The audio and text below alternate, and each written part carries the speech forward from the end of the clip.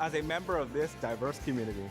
I am a valuable contributor to its progress and success. I am engaged in the life of this community. I'm a recipient and a giver. I am a listener and a speaker. I am honest in word and deed. I'm committed to reason, not violence. I am a learner. Now and forever. I am a Blue Raider. I am a Blue Raider. I am a Blue Raider.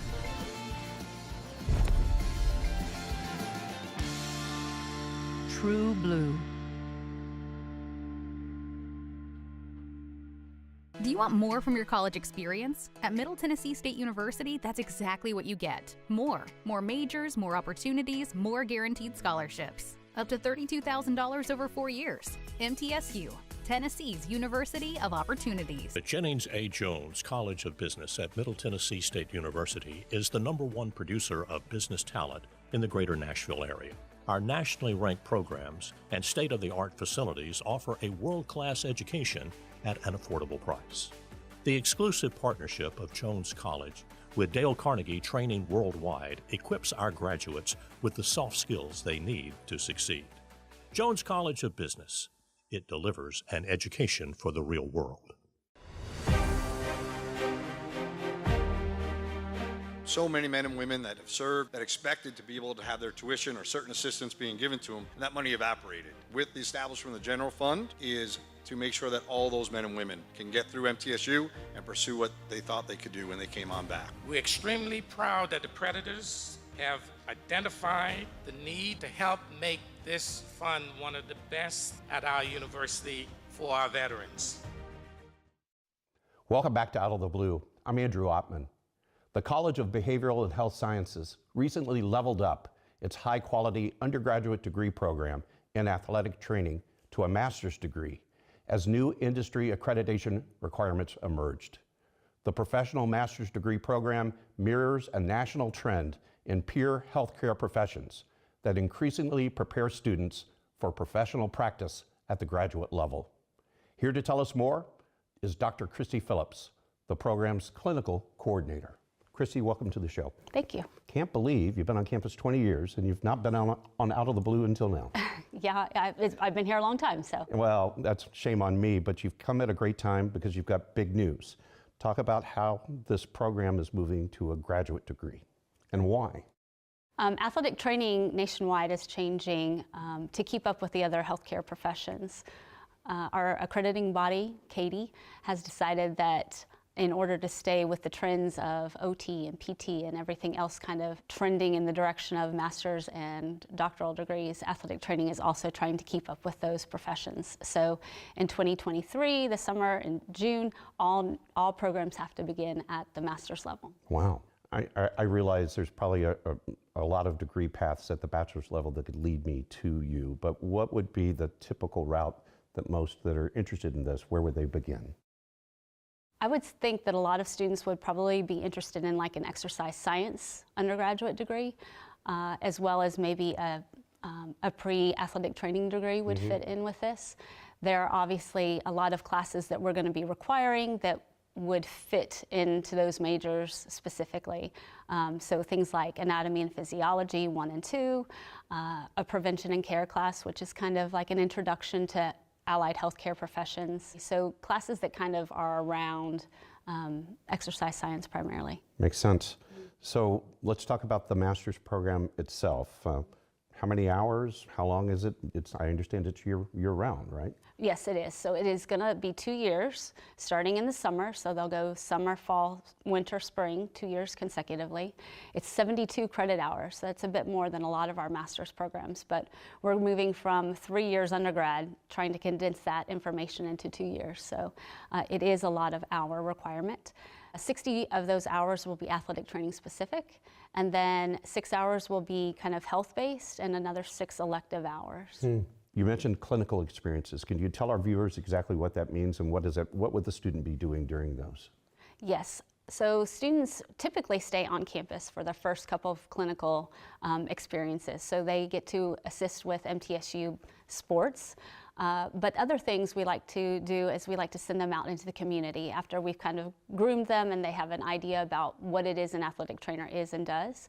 Then they'll go in to help in the secondary school setting, or they may go out to other universities or clinics around the area. So they're really getting to experience the day in the life of an athletic trainer in various settings. And so during that time, they're working with athletes, but they're really working with any active population. So like in the physical therapy clinic, they're working with a wide demographic in age, you know, whether it be a young individual suffering with something like a Sever's disease to somebody who's gone through a total hip replacement or knee replacement. So they're getting a wide variety of experience with a lot of different demographic populations. You've touched on a lot of this, but I wanted to really hone in on a couple of things. Describe really for our viewers, what is this degree? What is it and what is it not? Athletic training is working with an active, physically active population, and we are able to prevent injuries, assess injuries, treat injuries, and rehabilitate injuries. So the Department of Labor and American Medical Association has noted that athletic trainers is an allied medical health profession, and so that aligns us with other healthcare professions. The things that we are not is we are not personal trainers and we are not strength and conditioning specialists. So those are individuals that are working with, you know, the performance-based experience for an individual, whereas we are more on the medical side of things. Talk about the application process. Since this is a new program, this has got its all set up, new set of requirements. How do I get in and what's required of me? Right. So a student will need to apply to the graduate school, obviously. They will need a 3.0 GPA or higher. They'll need several prerequisite courses, like I said, as far as anatomy and physiology and physics and chemistry and nutrition and psychology. As well, they'll need to observe an athletic trainer for 50 observation hours and have that documented and signed. They will need first aid and safety and CPR certification. And those are just some of the things. Once they get admitted, then we'll ask for some additional paperwork and to demonstrate some other requirements like a background check and so forth. The graduate degree is going to be demanding, and so we want to make sure that we're getting students that have a very clear idea of what they want to do and therefore are going to stay with the major. Dr. Christy Phillips, Clinical Coordinator of our new degree program, the Masters in Athletic Training. Thanks for joining us. Thank you. And we'll be right back.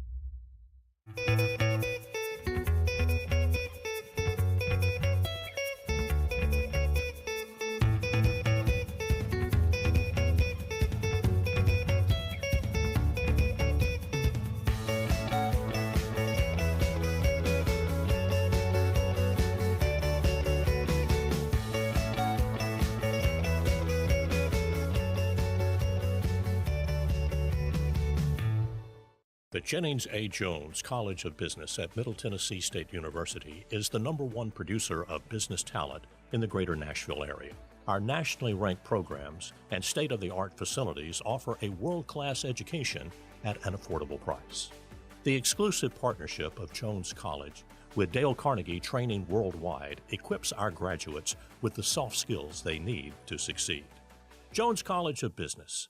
It delivers an education for the real world. Welcome back to Out of the Blue. I'm Andrew Ottman. Middle Tennessee State University recently returned to the Grammy Awards with a contingent from its College of Media and Entertainment. They traveled to Los Angeles for a long weekend of gathering with area alumni and attending backstage and pre-show events. This report from Middle Tennessee News, the student-run television news operation, details True Blues' return to the music industry's biggest weekend. Middle Tennessee State University made its presence known at the 65th Annual Grammy Awards in Los Angeles. The College of Media and Entertainment, along with President Sidney McPhee and other administrators, traveled to the music industry's biggest weekend to celebrate the Grammy nominations of 5 former students, and 2 of them took home trophies. Brandon Bell received the Best Americana Album award for engineering Brandi Carlile's In These Silent Days. And Tony Castle earned his honors by perfecting icon Willie Nelson's best country album, A Beautiful Time. Both are sound engineering graduates of MTSU's Department of Recording Industry and previous Grammy winners. Under Grammy rules, awards for Best Album and Record of the Year go to the winning artists, producers, and engineers. Additional MTSU-connected nominees were Rob Williford, songwriting partner of reigning 2-time CMA Entertainer of the Year Luke Combs, was nominated as a co-writer for Best Country Song. Former Grammy winner Aaron Ratier, who helped with songwriting and singing for Ashley McBride's Best Country Album nominee. And multi-Grammy winning former student Hillary Scott was nominated for Solo Contemporary Christian Music Performance. MTSU alumni, former or current students, and faculty from across the university have been a part of more than 134 Grammy Award nominations in the last 2 decades. Meanwhile, MTSU friends and administrators gathered in Los Angeles on the Saturday prior to the Grammys to cheer on its 5 former students nominated for awards and deliver honors to one of them. President Sidney McPhee and College of Media and Entertainment Dean Beverly Keel presented Bell with a special certificate during MTSU's Grammy gathering of recording industry executives and alumni in the music business. The event was held on the rooftop of the Mama Shelter Hotel near Hollywood. We are going to honor a graduate of our university, Brandon Bell. I am so old that he actually has a diploma that I gave him in 2004 and has become an incredible professional in this business. So Brandon, would you come? Let me give you this award. It says College, MTSU, College of Media and Entertainment congratulates Brandon Bell, Class of 2024, Bachelor of Science, Recording Industry, for his professional success. Let's give him a round of applause. And so you grew up in a small town in Arkansas and wanted to be a studio musician. And so how did you find your way to MTSU? I had one of my uncles was an audio engineer for a radio program, and he knew somebody that went to MTSU. At the time, I was looking at maybe going to the conservatory in Tempe, Arizona, because I didn't like country music, wasn't really into country music, didn't really care for what I thought Nashville was. But my uncle had convinced me to come and meet with his friend at MTSU, and so I did, and it was an amazing experience. The campus was amazing, but to get to see the depth of music that really existed around MTSU and in Murfreesboro specifically, but then to learn that Nashville was a lot more broad than just country music, it was an easy decision. On that Friday, President McPhee joined students and faculty on the red carpet at Friday's exclusive Music Cares event, honoring Motown founder Berry Gordy and Grammy-winning musical giant Smokey Robinson. 5 MTSU students worked behind the scenes at the Los Angeles Convention Center at the Grammys Black Tie fundraiser for its charity that provides health and human services for music professionals. The 5 students explored the music scene in LA with professors Odie Blackman and Denise Shackelford. We're going into EA. They produce video games and they do music for video games as well. Come on with us.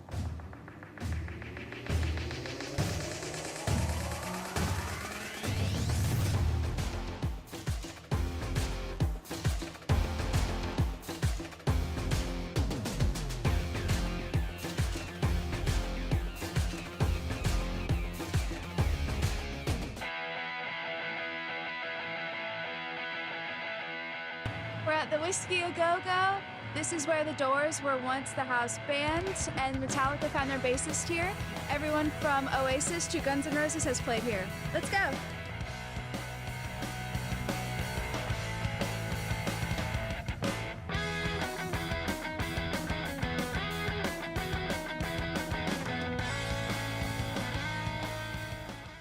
Hey everyone, we're here at United Recording Studios, which was founded in 1958.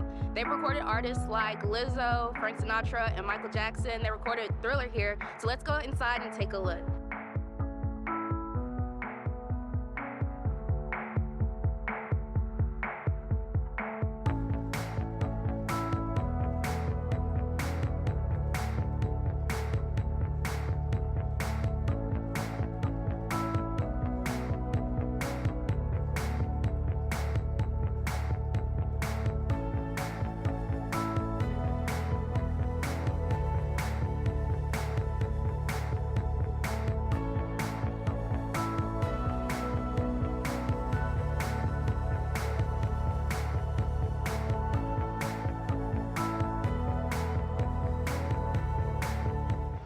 We are at the Grammy Museum, and it's right down the street from where the Grammys are being held.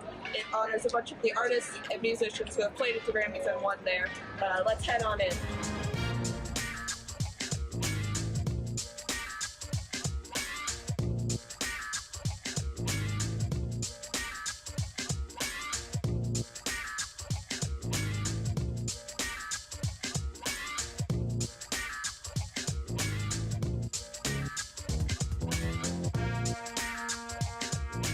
We're outside Daniel Rowland's house. He's an MTSU professor who works on multiple Pixar films and has gotten multiple Grammy nominations. We are also going to talk to Matt Geiler, who has worked on the Matrix film and who has done the Spider-Man trailer. Let's go.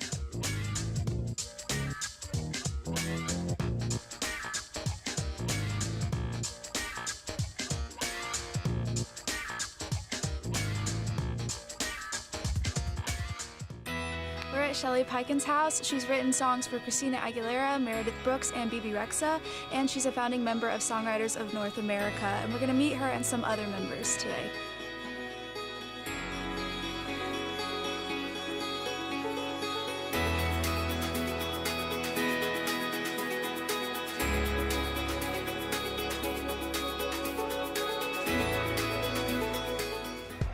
Hey guys, we're over at Amoeba Records right now, a legendary record store over in Hollywood. They're known for the What's in My Bag videos. In my bag, I had to get some good records.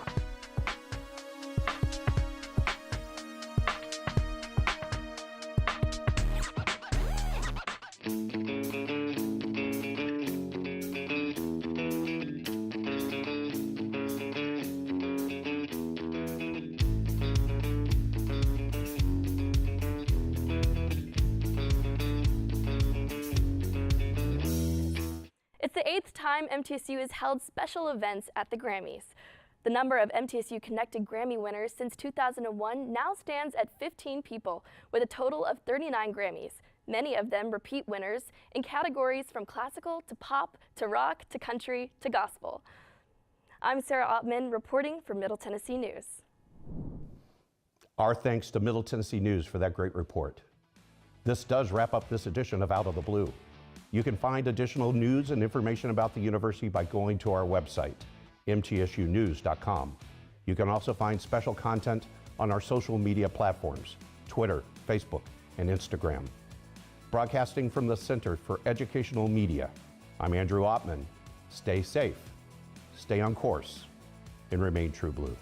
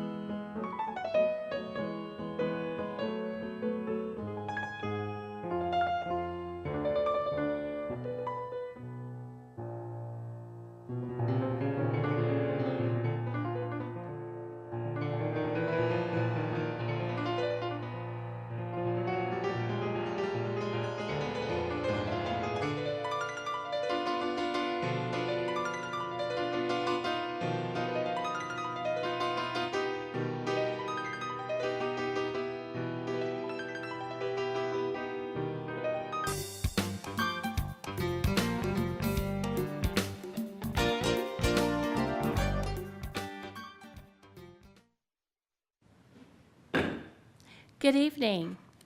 Welcome to the LaVergne Library Board meeting. Tonight I call this board to order. We do have a quorum. We have a full quorum. And we need to approve the minutes of the November 14th, 2022 regular meeting. Do I have a motion to approve? I'll make a motion to accept as submitted. I'll second. We have a second. Thank you. Our first order of business tonight is to Ms. Dawn, appoint. we need to vote on that. Oh, that would be nice. Okay. As you can see, I'm usually not on that end. So, all in favor, please say aye. Aye. Opposed? Motion passed.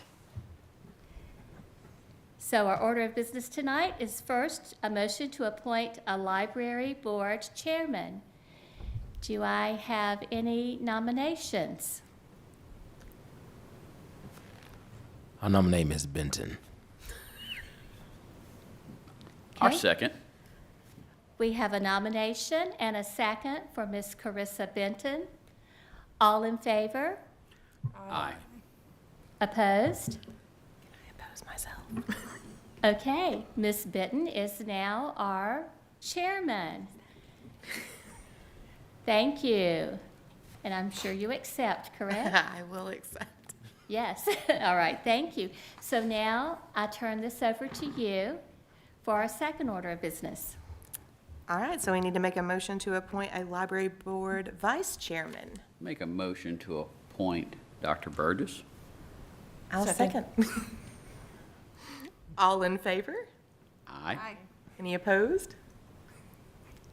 Motion passes. All right, so we're going to welcome our new members. We have Leslie Ballard. We have Kayla, is it Custer. Custer? Yes. And Lacey Lance. So welcome aboard. All right, so upcoming programs and events. Do you want to talk about those, Ms. Dawn? Sure, I would be happy to. Some of the upcoming ones that we would like to share with you all is Hobo Road Band, a little more rock and rollish, will be with us again on Saturday, March 25th from 1 to 2. There is a flyer in your packet that shows, and you are welcome to take that flyer. If you have a place that you can hang that, we would be happy for the advertisement. It is a member of our library staff, Joe Pfeiffer, and then Chris Mays, and then Daniel, another member of their band that plays. They played last month, and they did the stories behind the songs. It was very interesting and a lot of fun. So this time we're going to do a little more rock and rollish. Second thing I'd like to talk about is the Parks and Recreation Easter Egg Drive-Thru, and that will be at Veterans Memorial Park on Saturday, April the 1st at 10 until 11:30. There was another error, so that should be 11:30. The library always enjoys being a part of this event, and the Parks and Rec team gives out a wonderful baggie of goodies, of field eggs, and the library is going to be giving away a chocolate bunny. And not just a chocolate bunny, it is an 8-ounce, half-pound chocolate bunny. Wow. And it's solid, and we're excited. So everyone loves chocolate. Book clubs. We have wanted to start a book club for so long, and we had tried a few years ago and just didn't go over quite as well as we anticipated. So our staff member, Beth Glassingame, did a survey and surveyed our public and the patrons to see if they would be interested in some book clubs. And I'm happy to say that we have 2 that we're going to be starting. If you will look at your flyers. They also, the public and the patrons, voted on the names. So the Better Off Read Book Club, which every time I read that, I say Better Off Dead, but it's Better Off Read. The book this time is Lessons in Chemistry by Bonnie Garmus. This is our first meeting will be Monday, April the 17th at 5:30 p.m., and you can sign up at the circulation desk. We do have a couple of books that can be checked out, and this book is also on Libby. So anyone who plans on being a part of that book club can check those out. The second one is the Page Turners Book Club. The book is So Long, Chester Wheeler. This is a fairly new book by Catherine Ryan Hyde. It's going to be on Saturday, April the 22nd at 10:30 a.m. Again, sign up at the circulation desk, and we do have hard copies that are able to be checked out. We were able to get a great deal at Amazon. Each book was $8 a piece. So we bought several copies so that people can come in and check those out. They are ready to circulate. So anyone who's interested, come sign up or call the library for more information. We are having LaVergne High School Day again at the library. The library assistant has reached out to me, and we are currently in the planning stage. This will be on Saturday, April the 29th at 10 a.m. until 2 p.m. We will have local authors that will be there doing book talks, able to sell their books. We'll have story times by the high schoolers, puppet shows. There'll be book talk displays, face painting, and a lot of other fun stuff. So we'd love for you all to join us for that day. More information will come out as soon as we have all the planning completed. All right, moving on. It looks like we've got some April and May closures. So the library will be closed on Good Friday, which will be Friday, April the 7th. And then on Saturday, April the 8th as well. And then Memorial Day weekend, they'll be closed Saturday, May 27th and Monday, May 29th. So some much needed holidays for our staff. And I would like to explain to those of you who are new to the board, for our closures, when we have a weekend like that, because the library is open usually on Saturdays, we take the city holiday and then we take one other day as a regular day off so that the city is not paying for that second day, but our staff are able to have a good weekend to maybe go visit relatives, things of this sort. So when you see RDO, that is a regular day off that they are taking. All right, so now we're moving on to review the draft of the proposed 23-24 budget. All right, this is hot off the press. I met with Tanya Williams, our finance director, and Phyllis Rogers this afternoon, our former finance director, and we were able to go over the budget and to look to see if there were any changes that need to be made. Generally, the library is pretty cut and dry. We have such a great budget that we are so pleased with what we have, and then the city is always so willing to help us out with some capital projects or some little things that we need to do, such as we had our roof fixed a couple of years ago. We had to get a new HVAC system. We had, if you'll skip on down, we're just going to kind of skip around, but I know this is one that the mayor is interested in. Book drop. We had that book drop ready to go 2 years ago, but we had not had the concrete put down. The concrete did not get laid until this budget year, so our book drop had been pushed back. Then when I went to order the book drop, the one that we need is out of stock.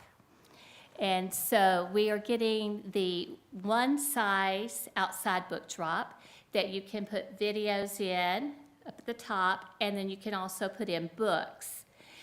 What they had were the double and triple size, and we just didn't need that big.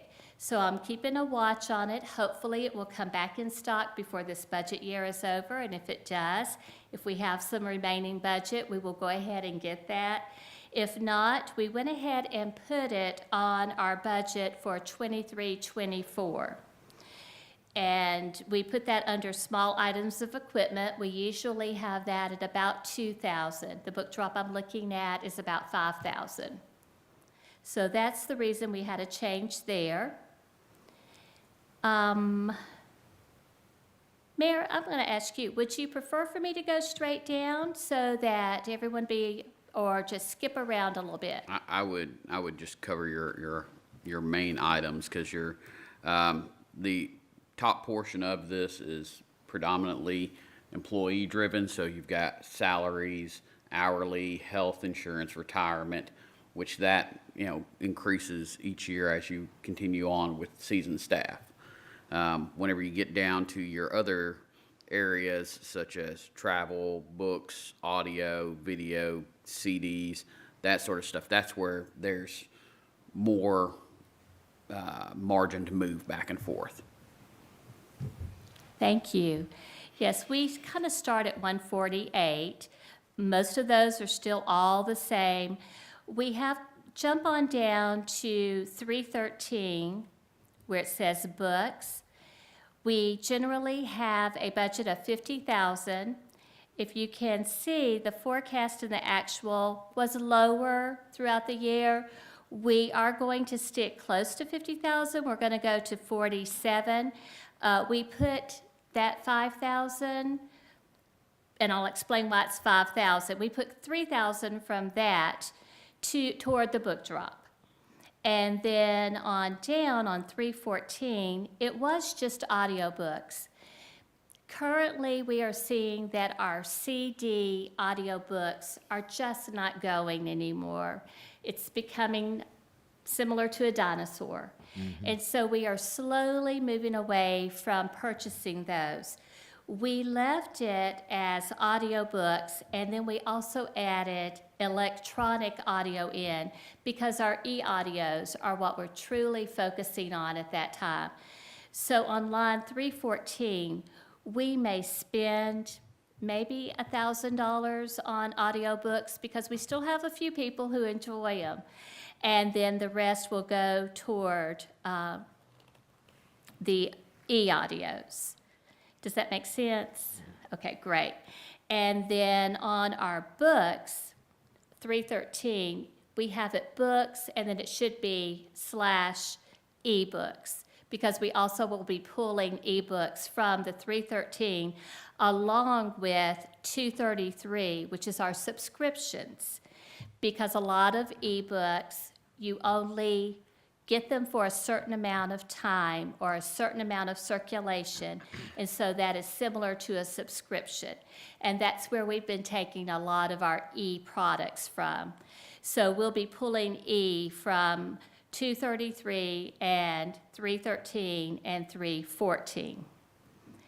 Our videotapes, we did have at 4,500.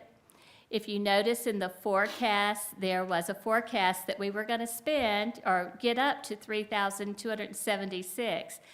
The reason for that is we get so many donations. The mayor, we have teased him that we need to name the DVD area the Mayor Jason Colwing, because he donates so many of our hard DVDs for us.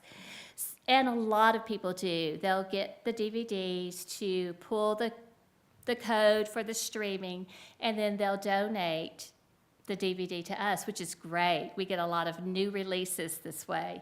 So very excited. So we dropped that down to 2,500, and we put that extra into 312 to help take care of a book drop. Again, if we get the book drop this year, then we'll play with this and move the money around really well again, and then do a budget amendment. We did go ahead and increase the programs from 20,000 to 20,800. Programs are our driver to get patrons in. We have some fantastic programs, not just in the summer, but throughout the year, and a lot of adult and teen programs along with children programs. At the end of today, when we finished going over the budget, I went in with a budget of $972,000. I'll give it a moment. All right, here we go. $972,800. And then when we finished with moving everything around, we came back out with $972,800. So felt very good about that. At this point, we are not asking for any capitals. I haven't had an opportunity to really talk with some different people. And Mayor, do you see any capitals that in your line of sight? Not that I'm aware of with the library, just some couple of minor things that you already know about. Okay. That we're working on from the storms. Right. Very good. One thing that we're doing are playaways, which I think is very, very great. We'll have those by the end of this budget. We are very fortunate that we now have a new roof. We have new carpet. The inside building has been painted. The outside of the building was painted. This was done like in a 5-year period. And the building is in really good condition. When our insurance agent came through the other day, he was looking, and he was very proud of how well kept the building was. And that we take pride in that, because we want our patrons and the public to come in to a nice building that they can call their home and enjoy and be comfortable there. Any questions about the budget? Do have a question, which it's not listed on here, but are you or Kamisha reaching out to both Bridgestone, Ingram, and Scholastic? I know they're all here. They all have a presence in the city. About any donations towards the library. I know that Bridgestone specifically has a fund every year. The Senior Center gets a portion of it, and different groups do, but I would think Ingram and Scholastic would both be interested. Right, and that's something that she and I will start working on. Bridgestone made a huge donation when the building was built. Of course, that was 20 years ago. So I feel like now's a good time to maybe reach out again. Ingram has dropped off books for us time to time, just different books that they had, just as giveaways. And so that's great. And Scholastic, no, we haven't. So we will. I'll put those three down, and we'll do that. Okay. Excellent. I had a quick question.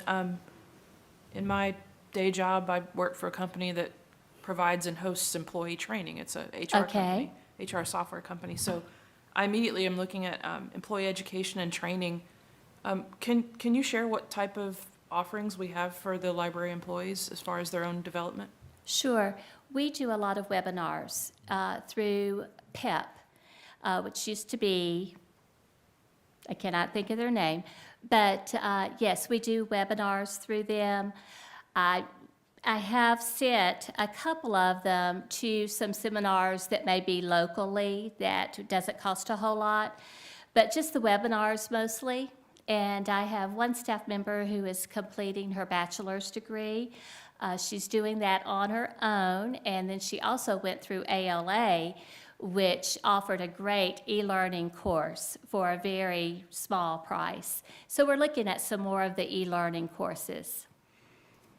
And if ever you have any insight to that, I would love to know. Absolutely. I'll keep my eyes open. Okay, thank you. That would be great. Any other questions?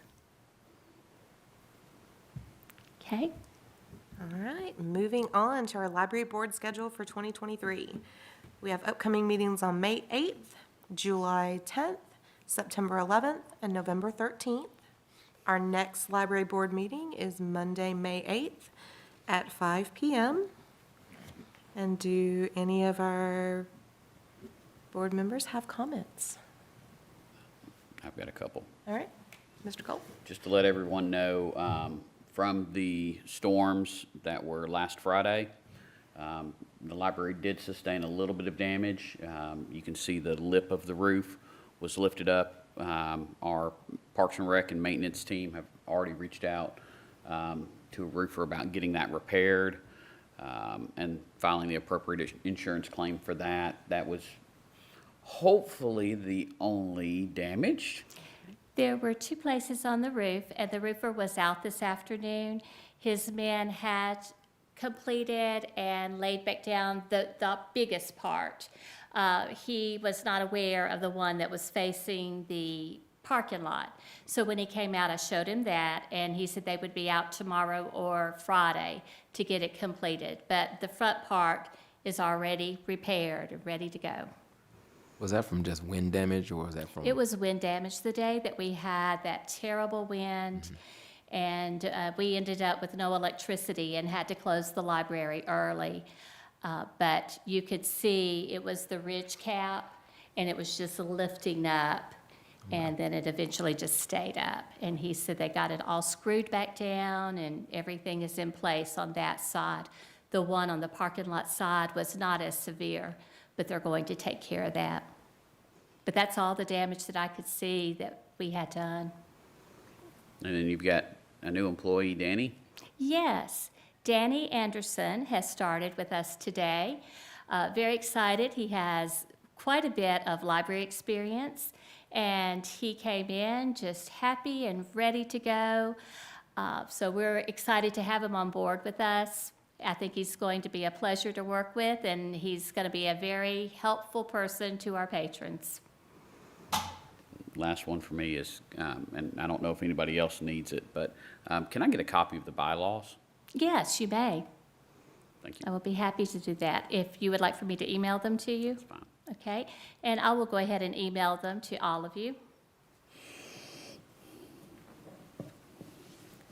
Does anyone else have any comments? I'm just going to remind the community that if you've not been to our library, it is fantastic, and you definitely need to go by and visit, and make sure you're finding time to read with your family. Research shows that 20 minutes a day of reading just fixes everything, so Absolutely. So continue to read. All right, anything else? All right, I will call this meeting adjourned.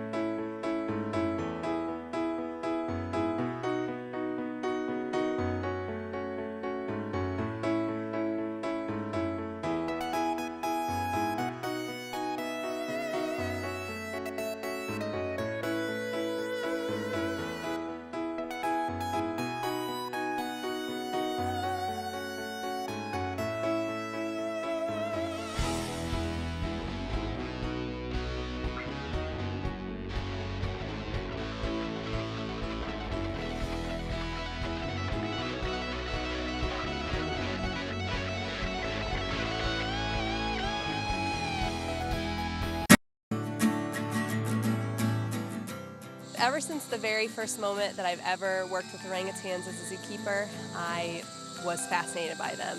From that moment on, I have always had a wish and a dream to go to Borneo and see them in the wild. See the arm? Yeah, that's the baby? That's the baby, yeah. Oh my gosh, I was thinking tinier. We are very careful that the message and conservation of the environment and the biodiversity here in Sabah goes to the children, to the future generations. I think the orangutan has a really good chance of survival if things keep progressing as they are.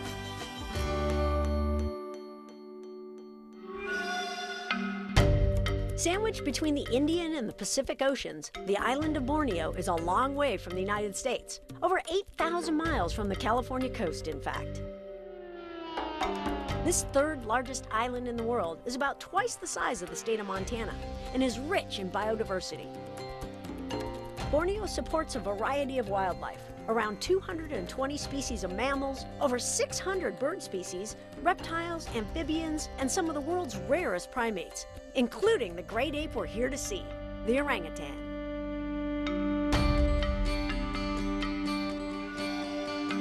Borneo is an island in transition, made up of 3 different countries: Indonesia, Malaysia, and Brunei. Progress and advancement have historically clashed with nature, destroying forests, reducing lands and important habitat for wildlife. But here, the Malaysians are discovering that coexistence is possible. Thrilling as it is to be in Borneo, the drive to Danum Valley Conservation Area begins like any long drive, longer than expected. But neither the crew nor I mind, because on our journey to see orangutans, we pass a lot of other Bornean wildlife. Hornbills, snakes, and then an amazing surprise. Oh, you can hear some more coming down. Bornean pygmy elephants. Oh, their feet, you can see the trees moving, feeding, bathing, eating, messing around. Little baby over here. Smallest species of elephant that there is in the world. Females probably no bigger than 6 or 7 feet. Males no bigger than 8 feet. Listen to that. Listen to that. A little bit of trumpeting, a little bit of social stuff going on. There are estimated to be less than 1,500 Bornean pygmy elephants left in the wild. And to literally round a curve and come upon this endangered species like we did was beyond incredible. So we just heard some trumpeting. Yeah. Did they basically that's say warning. it's time to go? Yeah, it's time to go. Look at that. That is so cool. They can sense there's something wrong. The matriarch just probably trumpeted. We heard some trumpeting. And she said, time to go. We take that as our cue to roll too. Our 4.5-hour drive to the lodge is taking us twice as long. But to see this much wildlife before we even get to the lodge is so worth the time.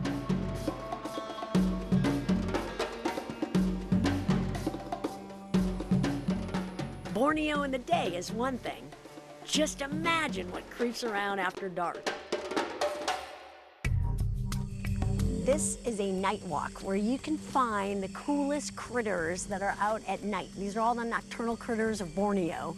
We certainly have seen some amazing animals during the day, so I am really excited about seeing what we can find tonight.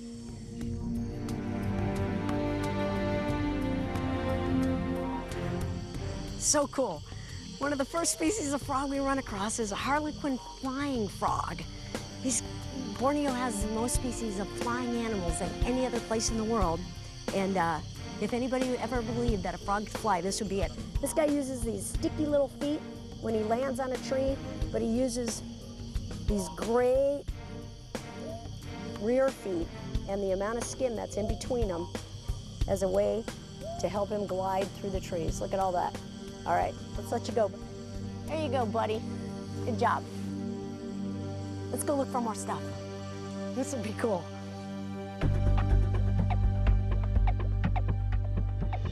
What'd you find? A mouse deer. I want to see. Yeah. Now, is this the smallest species of deer on Borneo? Yes. These guys are only active at night? They're active at night. Because I certainly didn't see any during the day. No, they're active at night, yeah. So the larger species is the sambar, and this is the smaller. Oh, there he goes. Let's go find some more stuff.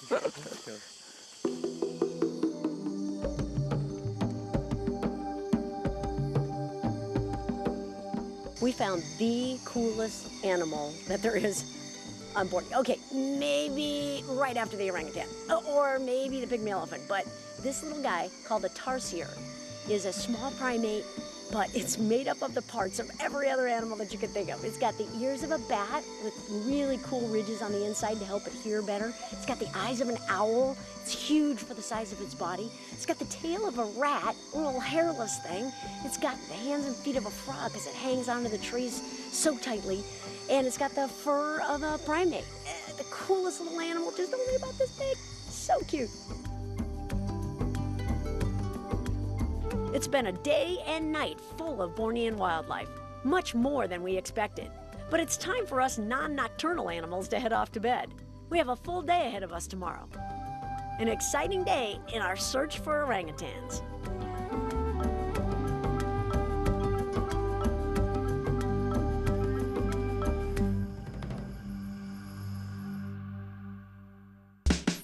Look at this. The bugs here, look at that, pill bug, are just like amazing in size. These guys eat the leaf litter, and they're the ones, they digest it, and out the other end comes nutrient-rich soil. Without these guys and all the other bugs that are around here, you wouldn't see any of the trees, you wouldn't see any of the other animals up here. It's all about the bugs. These are the most important guys, right here. It's a bug.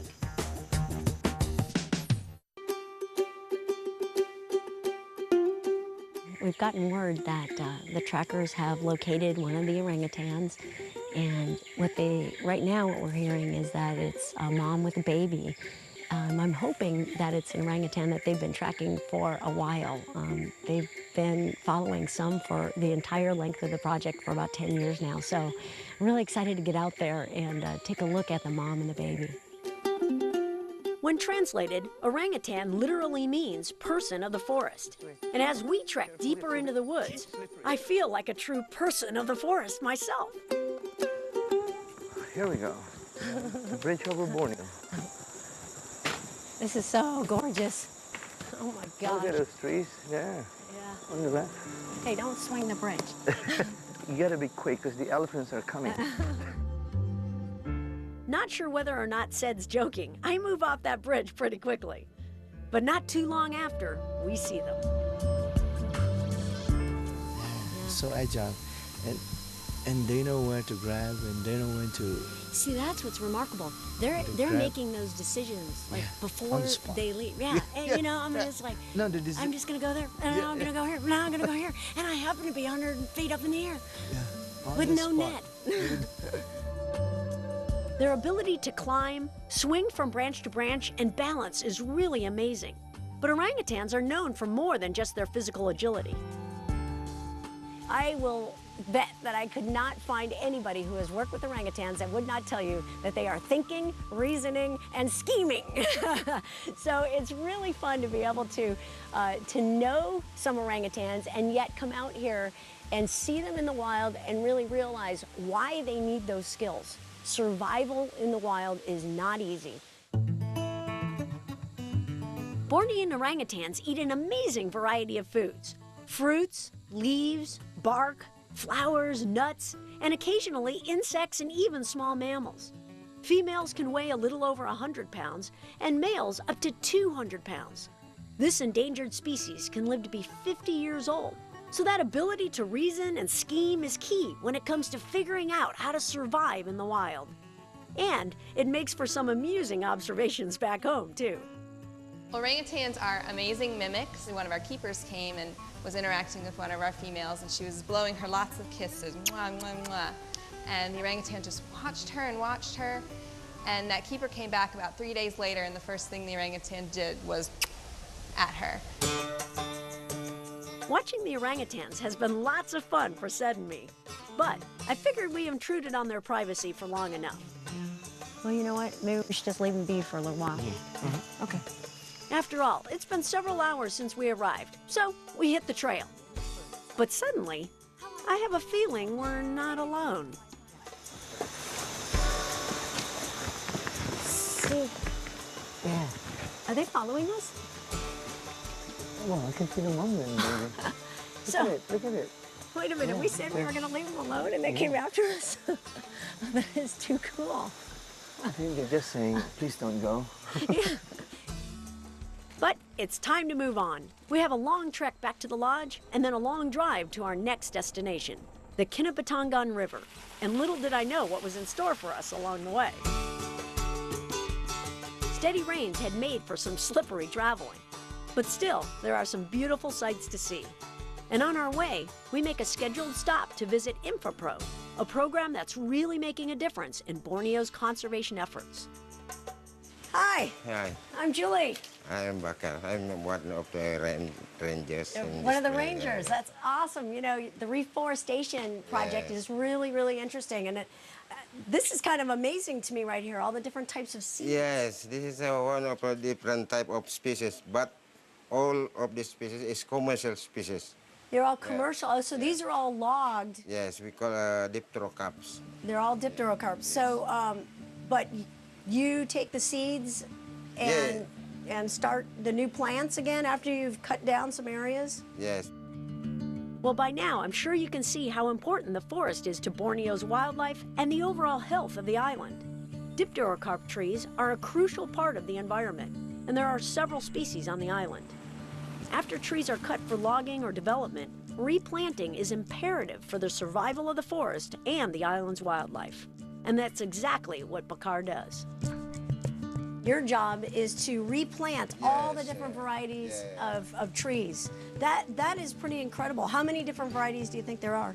So about 24 for the different species. 24? God. The name dipterocarp is what you guys pronounce. Is di comes from two, and isn't taro wings, and then carp is seed. Yeah. So it's got two wings on the seed. But that's a great way, you know, for the forest. The trees are so tall that they can actually use that to disperse their seeds. So instead of an animal dispersing the seeds, the wind would disperse the seeds. So can we go see what you do with the seeds? Yes, Okay. of course. All Here we go. So how old are these guys right now? It's about 2 months. 2 months from a seed? Yeah, from the seed. You grow things a lot better than I do at home.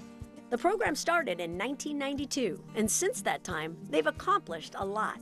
That's pretty incredible, replanting the forest with the same native species that were there prior to them being logged.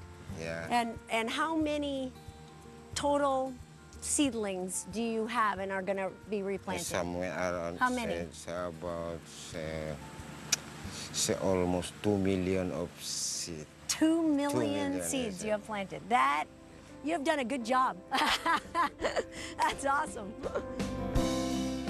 It's more than awesome. InfraPro and Bakar are literally saving orangutans and other wildlife by providing a sustainable habitat for them to live in. And they're proving that animals can survive and thrive in secondary forests. The more time I spend in Borneo, the more hopeful I am about the future of this species.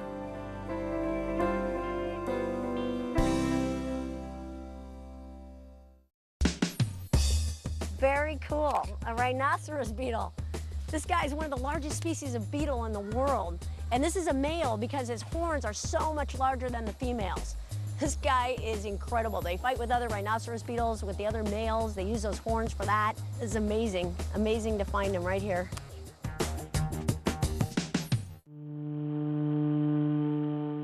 The Kinabatangan River is teeming with wildlife, and we take advantage of one of the best ways to get an up-close look at some of the amazing animals here.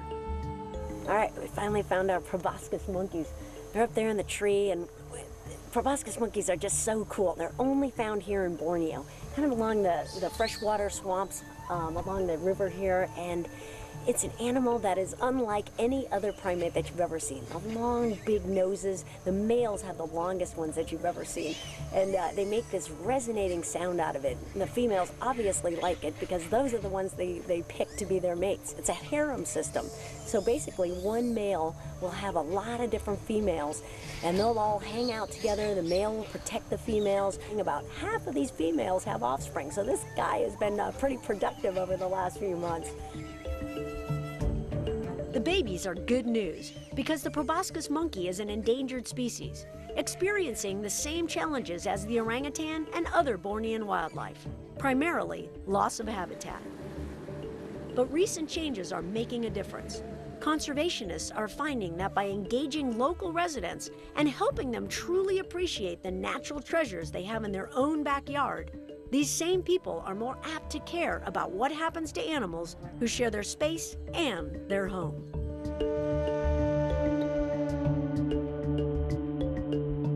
Local people are employed as field, what would you call that then if they're not a biologist? Field researchers. Field researcher. Because they have so much knowledge of the local, the forests and the animals in it along the Kinabatangan River here. And our challenge is to often to I suppose, identify these people living in around the villages, bring them on board, give them a job first of all, and I suppose the kind of income that they can earn is much more compared to what they may earn if they were just sort of hanging around doing something else, yeah? So I think these opportunities plus the prospect of a career, to even develop that career. So coming in as a daily paid assistant, to coming in as a field assistant, to a field researcher is a good career path. And some see the work as much more than a career path. But then there must be some others who also see that in as much as they are here, they should be part of the solutions. They should be part of giving hope to others to understand that we've changed the land dramatically, but there is hope for the species that survive because the governments are not totally irresponsible. There's still some sense of responsibility in setting aside some parts of the swamps. And in fact, we know that the Kinabatangan has now been gazetted as a wildlife sanctuary. That means there is their commitment. And I think people want to lend themselves to that commitment to make it happen. One of the groups committed to making it happen is the Kinabatangan Orangutan Conservation Project. For over 10 years, these dedicated researchers have worked with both local residents and government to protect and study orangutans in their natural habitat. We try to do as much as we can. So first we conduct some scientific research, ecological research. We understand how they live in this kind of environment, secondary forests where they mostly occur, and we try to see if they can survive in those forests in the long term and what can be done in terms of reforestation to help their long-term survival. We also work with the government in terms of protection of those forests. We have a team of wildlife wardens who are people from the village who are trained and given the responsibility by the government to protect this area. So they have the legal powers to arrest illegal loggers, poachers, and it's a program we've been working on for the past 7 years, and it's working very well with about 17 people in this area patrolling almost on a daily basis. It seems the key really is to create a strong connection between people and their environment. And this project believes in starting this process at an early age, with children's programs to help teach the kids about their surroundings. Jadi, maksud dia ada 2 kawasan, maksud dia kita ada berapa spesies orangutan di seluruh dunia. Ecotourism is playing a big part in orangutan conservation too. When people see these animals up close, it makes a difference, not only just for tourists. Even people that work with these animals every day feel a strong sense of connection here. I've been in the zoo business for a long time, 34 years or so, and to see a great ape in the wild for the first time was just incredible. Well, I kind of had to keep pinching myself because it has been a goal of mine for a long time now to come here, a dream of mine. And so I really kind of had to keep telling myself, oh my gosh, look where you are. Look at these trees, look at these mountains, look at the clouds. You're actually here. Ever since the very first moment that I've ever worked with orangutans as a zookeeper, I was fascinated by them. From that moment on, I have always had a wish and a dream to go to Borneo and see them in the wild and to see them actually, living in these amazing trees. And this newfound connection to Borneo will be transported back to the U.S. One place specifically, Tampa Bay, Florida. I'm not only going to take back just the amazing experience that I've had and use it to try to impart the experience and the just sheer amazingness of the rainforest and the animals to help our keeper staff, but also to spread that message to the guests that come to Busch Gardens so that we can make those choices and really help to save orangutans in the wild. We look at opportunities, and the opportunity is one can manage tropical rainforests to produce wood and to save wildlife, and as a place that tourists would like to come to and see that wildlife. And if we think in that way and don't get bogged down with all the problems, I think we're onto a good thing in the future. The Kinabatangan Orangutan Conservation Project is doing a fantastic job in research, education, protection, and connecting people with orangutans and their habitat. It's definitely a project well worth supporting. Busch Gardens has funded KOCP over 10 years ago, and Seaworld Busch Gardens Conservation Fund has continued to do that. They made dramatic progress. I think one of the takeaways I'll bring back from Borneo is that when I came here, it seemed that most of the publicity suggests that orangutans have a very grim chance of survival. But after being here and seeing the people that are really doing research on the animals, who are working with the government to try to manage forests better than they are, the involvement of the community in conservation, I think the orangutan has a really good chance of survival if things keep progressing as they are. I think so too. And our next stop will show you how adamantly the people here are working to help save the orangutan.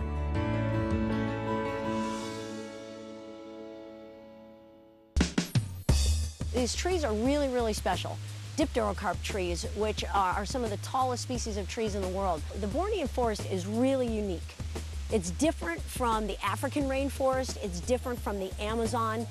You've got more flying species, and I call them flying with quotations because basically they're flying or gliding species in the Bornean rainforest than you do anywhere else in the world.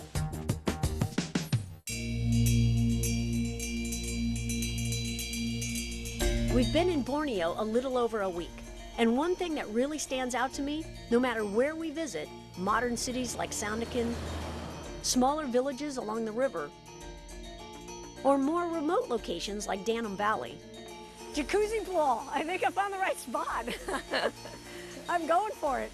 There is a growing sense of the benefits of balance, and nowhere is this more affirming than at the Sepalak Wildlife Rescue Center. We pull in just before 8 a.m., about the same time as the school bus.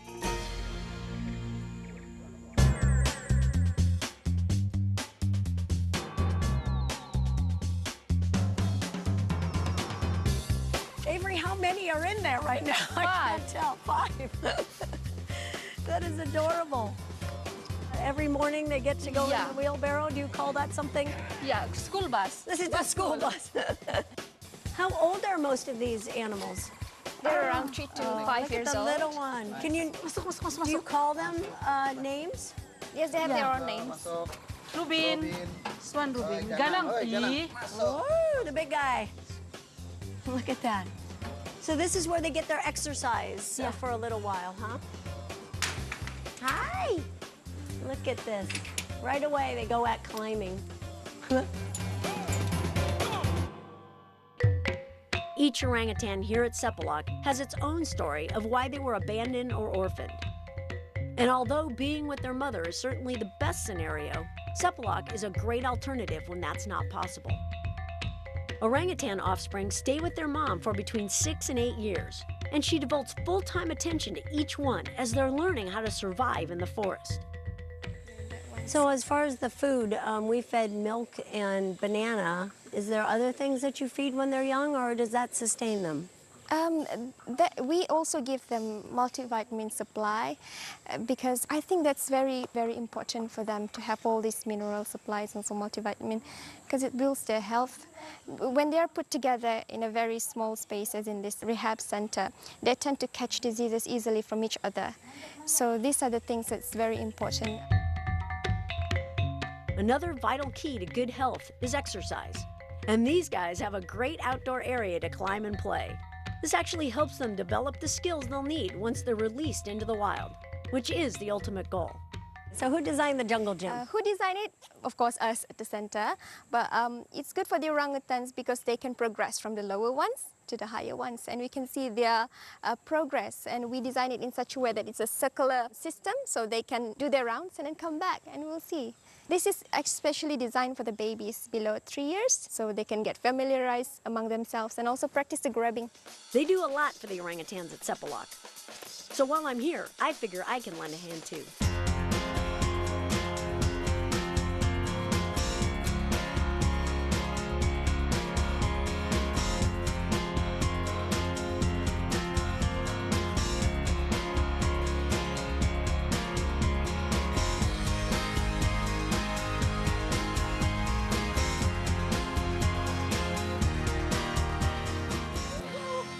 They may not get hand-bathed like the orangutans at Sepalak, but the orangutans at Busch Gardens Tampa Bay are fortunate to have lots of room to climb at their new habitat, Jungala.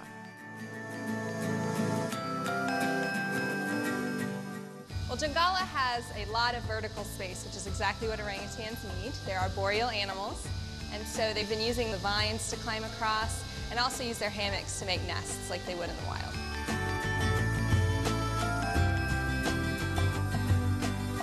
The trip to Borneo certainly inspired me, and I know it changed April and Dr. Olson as well. The Borneo trip was really an incredible experience for both April and myself. I think the thing that most affected me was seeing some of the individuals working so hard with conservation efforts with orangutans and the habitat there. The involvement of the community and how many people were truly involved, very dedicated to conserving the species and habitat.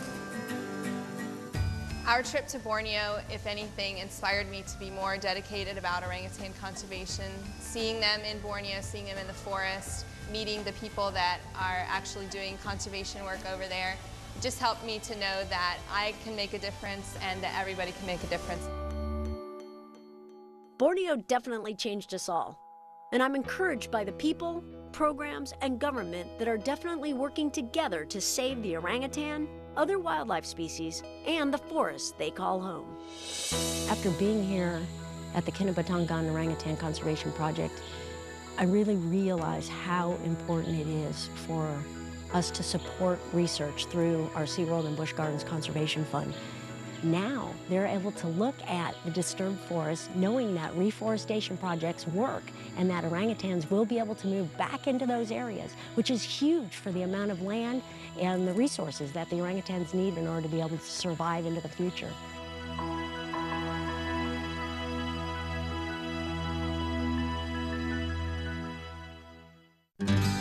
Hi, I'm Jenny Bush, Conservation Ambassador for the Anheuser-Busch Adventure Parks. SeaWorld, Busch Gardens, and Discovery Cove are dedicated to the conservation and preservation of wildlife. And we believe the stories like the one you just experienced need to be told. The primates featured in this program are just a few of the many species that benefit from the SeaWorld and Busch Gardens Conservation Fund, a nonprofit charitable organization dedicated to habitat protection, wildlife research, animal rescue, and conservation education. Your support to the continued viewing of programs like this is appreciated. I encourage you to learn all you can about animals and their environment. Remember, we're all interconnected. What happens to them eventually happens to us, so we need to protect them and their habitats. Together, we can make a difference.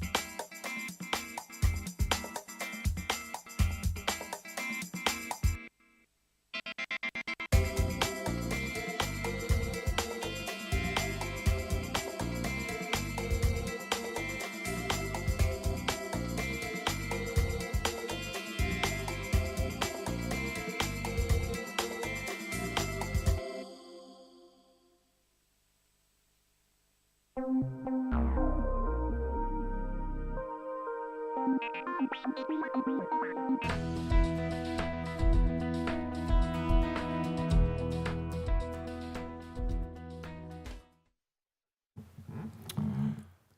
and good evening and welcome to the LaVergne Parks and Recreation Advisory Committee meeting. Today is March 20th, 2023, and I call this meeting to order.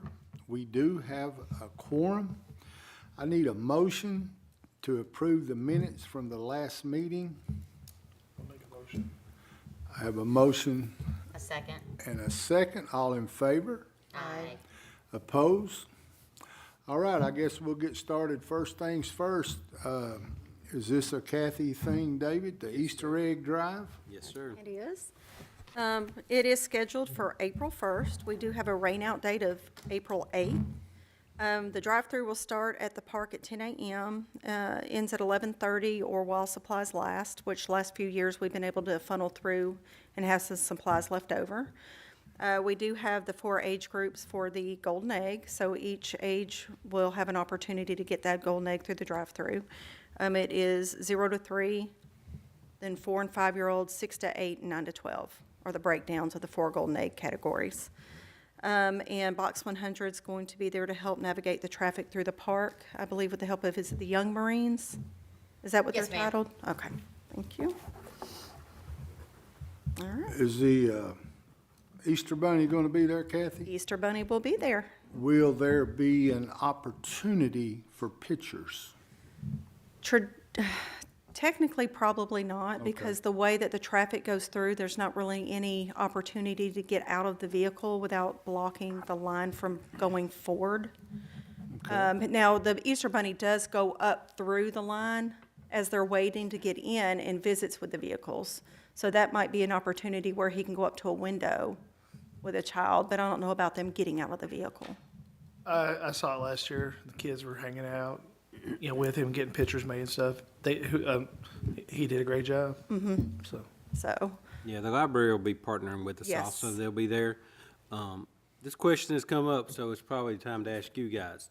Traditional, do we want to go back to that, or do you guys prefer this? It seems to work for us.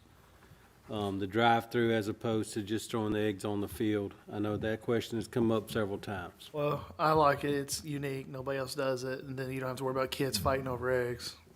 So Yeah, everybody gets an equal amount. I'm going to agree. I was at the last BOMA meeting, and I listened to a lot of the discussion, and for those of us that have been involved for years, it's hard to watch little kids go home empty-handed.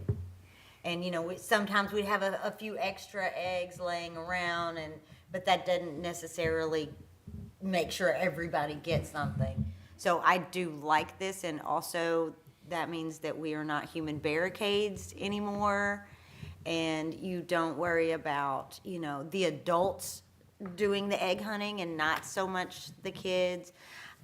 I mean, I get the concept of it, and it's still traditionally, it's a family thing. Like, my grandkids will have an Easter egg hunt with my family. So this is just a way that we are giving back to the community. Every child gets something, and it's very fair how you get a golden egg. Yeah. So no one could ever point fingers and, at our Easter egg hunt, there's always somebody that knows where that egg is, and they're gonna help someone else. The people handing the bags out don't even know which bag has the egg in it, so. Right. And I honestly, I think that we need to keep it the way it is. It's just because it's so much more fair. Now, other places around us do that, and if you want to go and participate in that, absolutely, but I think it just makes me feel better that every child gets something, and they don't get just one egg. Yeah. Everybody gets the same number, and it's fair. Yeah, and that's kind of how, when it started years ago, we were the only community doing anything due to the COVID, and it just kind of took off. It was good response from it. Like you stated, every kid walks away with something when we had them on the fields.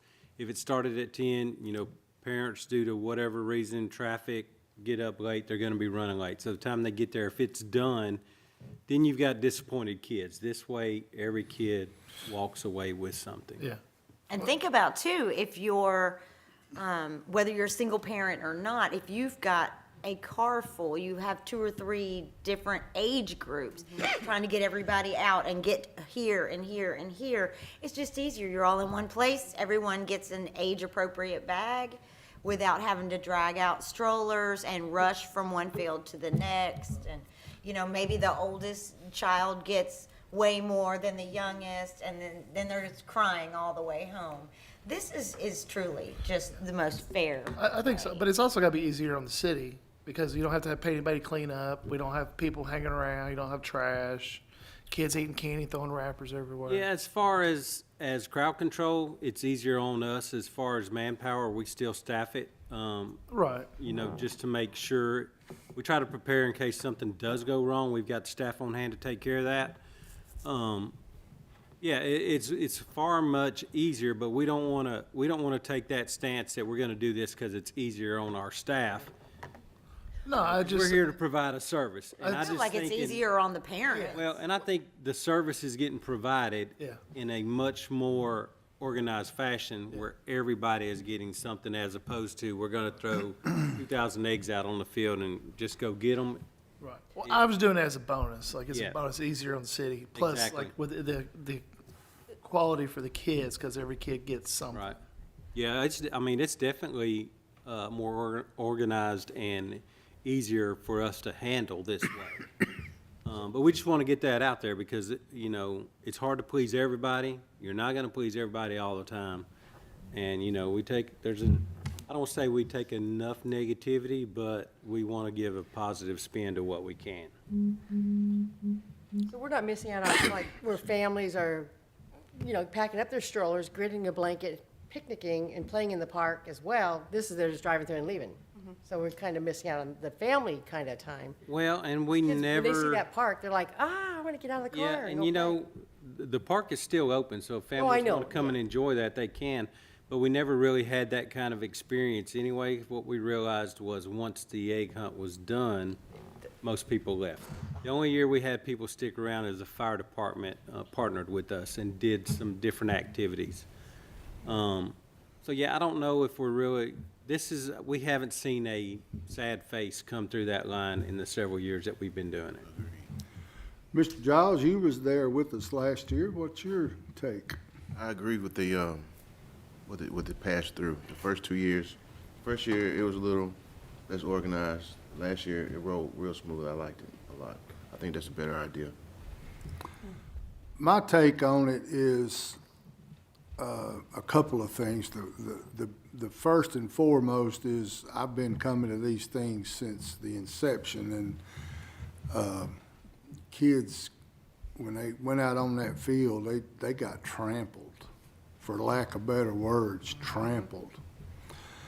I think that hunting Easter eggs is always fun. I agree with Laura as far as most families have got an Easter egg hunt. But being the old man up here,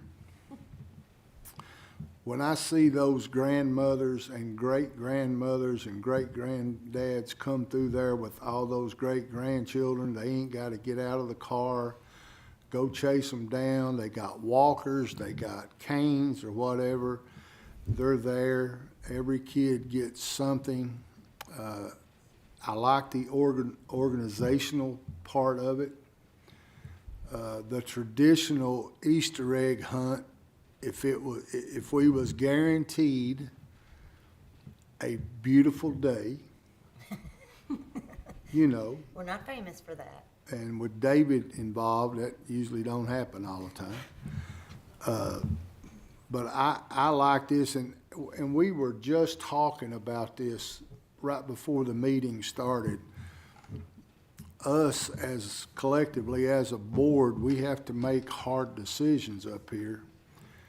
And there's going to be some people that don't care for it, and that's fine. That's their prerogative. But I think as a whole, it's been the last couple of years, it's been good. It's you know, last year it was super cold. And I know a bunch of those kids and parents and grandparents would not want to have been out in that, trying to take care of their little boy or girl, trying to do that. So I kind of like, I think you're on to something here, David, and I like the way it is. Yeah, I think there's plenty of hunts, if that is, you know, the priority there in your household. Churches have them, some schools have them, daycares have them, obviously families. So this is just something a little extra and nice on behalf of the city, and in doing this, we are ensuring that every child gets something that comes through that line. For the most part. Guess we get crazy in numbers. All right, any more questions about this?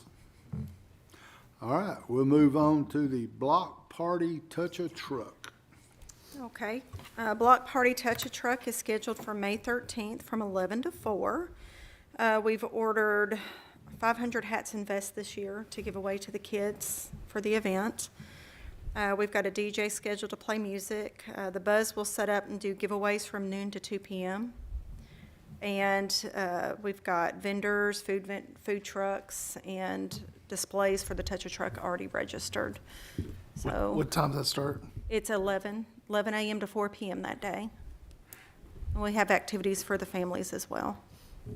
So we're just combining the block party and the touch truck. We are. Yeah, the Touch-a-Truck was a 50th anniversary thing last year, but it was so popular, and it was really hot in June, and also school's out. So we tried to combine it so that it's before school gets out, and they're still in school and not on summer vacation. Yeah, the heat didn't agree with my granddaughter, and she got sick. Yeah. It was an amazing event, though. It was an Huge amazing turnout. So, and we, of course, with the block party, anticipate a lot more this year for the event. So we doubled up on the vests and the hats to make sure that they go a little further. So, Two questions. The first one is, do we need to reach out to Mr. Graham about the helicopter? we actually spoke to him today about that. I've already reached out to my contact from last year, and I haven't heard back. So he is going to reach out for us to see if he can get us a quicker response. And I know that this is kind of a major event, and it's probably too big to have a rain-out date. It is. Normally with vendors, we don't do rain-out dates. Yeah. So we do not have one scheduled right now. Is there a vehicle that we want that we haven't gotten yet, or? Do you have something in mind? I mean, I we've have, got, you know, I have a different opportunity right now, so I might be able to acquire certain vehicles. Do you know, Kathy can probably tell this better than me, what is the cost of getting one of those monster trucks out?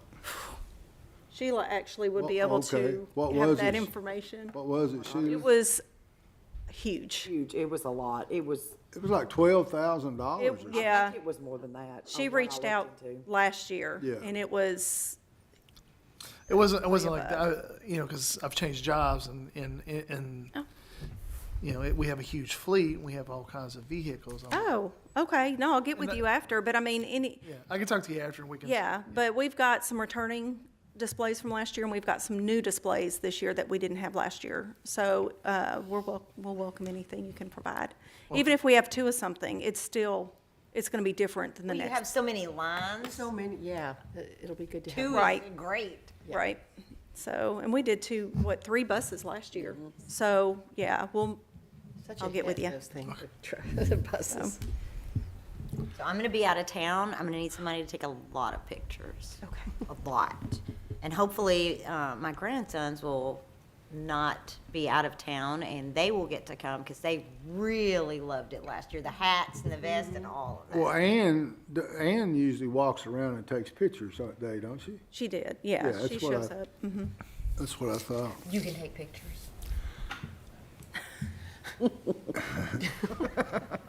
Any more thoughts about the block party touch-a-truck? All right, we'll move on to the new and improved LaVergne Fall Festival. That's gonna be Kathy too, but when she's done, we'd kind of like to come back to the rebranding of it, just to kind of push it back out there and clear the air a little bit, because there's been some rumblings about that.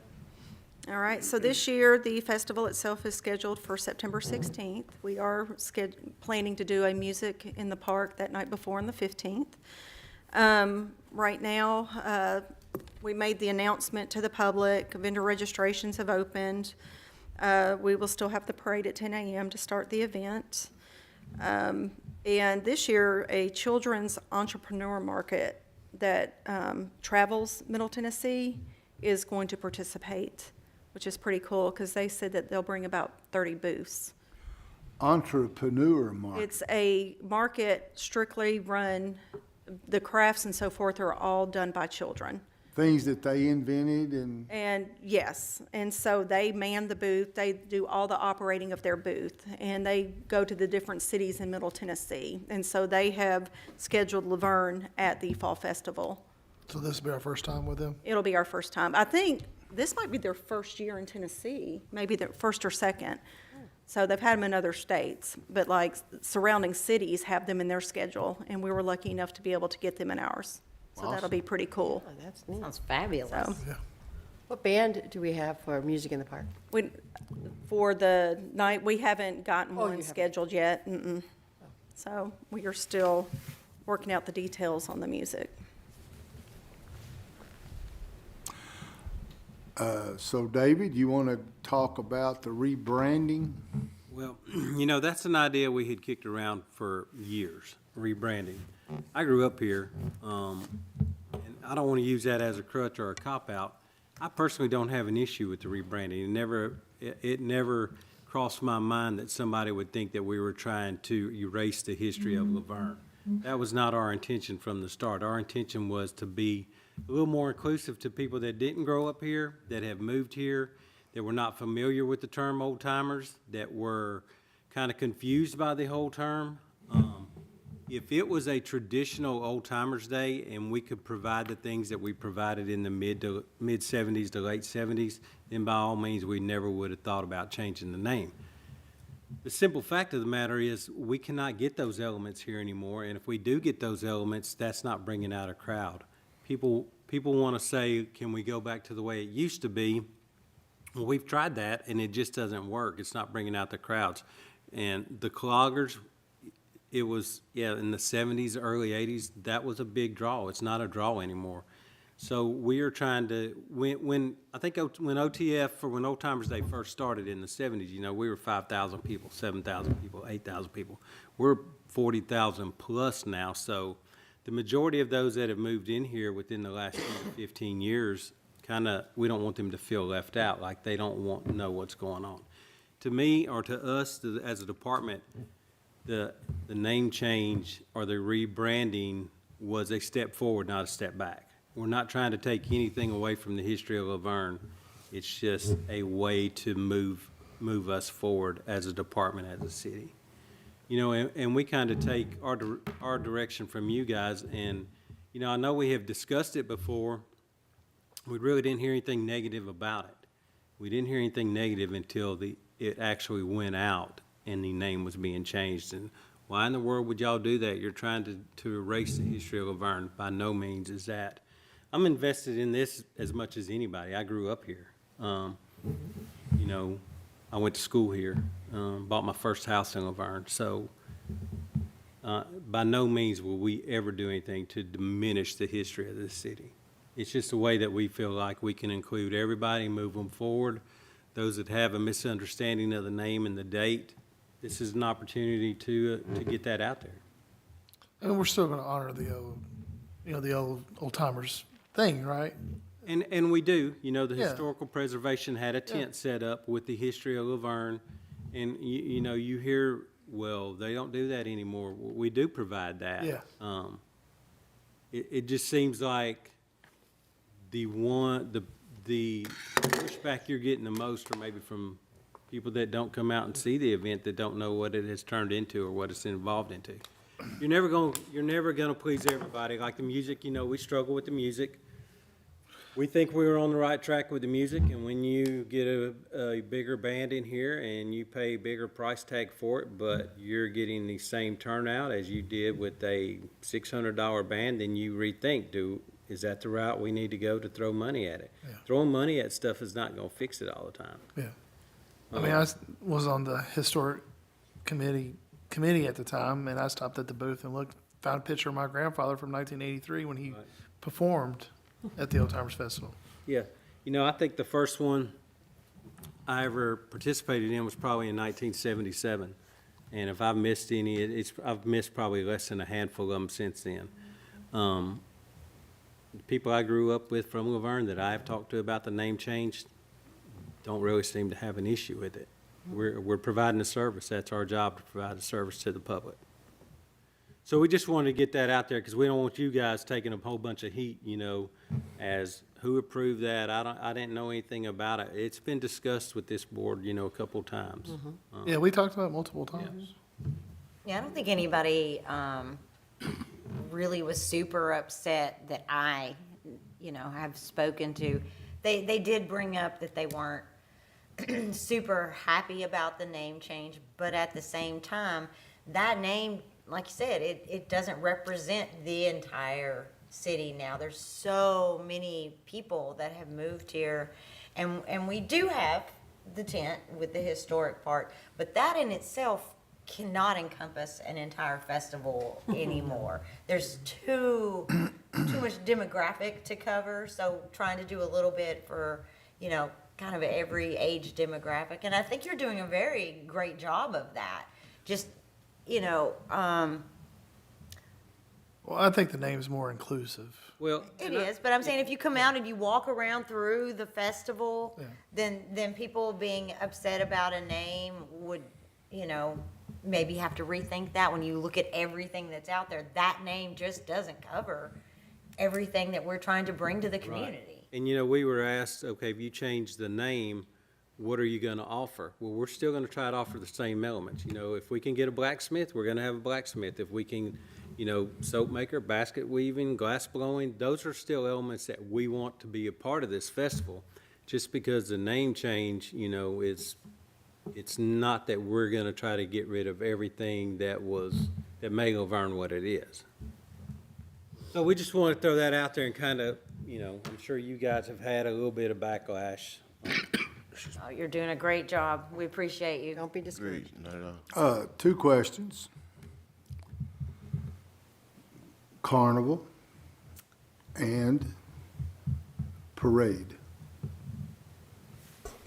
The carnival person actually confirmed with Andrew that they will be back, but we have not yet got the contract, so we've not really advertised it because without that signed contract, you know what I mean? It's the end of August. I just don't recall the exact dates. Does Evan have to go over that contract? He does. Okay. He does. And then the parade for the Fall Festival parade, it's still at 10 o'clock that morning. It'll still feed into the park and start the festival. I think this year we're not going to have a choice but to limit the amount of horses that are in it. I was just about to ask that. And that's not going to be popular either, but we have to, you know, if you're not pre-registered, and we're going to have to cut it off at least by 50. You know, we have 250 horses in there. It's just unmanageable for us. It is, and it's like they're all going over the park, trying to load the horses back up. It become, you know, watched chaotic. It was a logistic nightmare. And we're also reaching out to more areas for people to participate.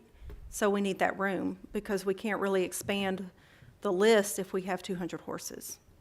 So we're trying to include more elements in the parade as well.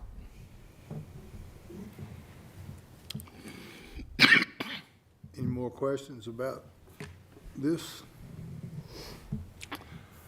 All right, been a long time coming, so I guess we can talk about opening day for baseball and softball. Andrew, do you want that one? Yeah, I'll take that. So, as most of you know, it's the first season, spring season for Universal Sports League, and Miss Julia Vestal, who is the president of that league.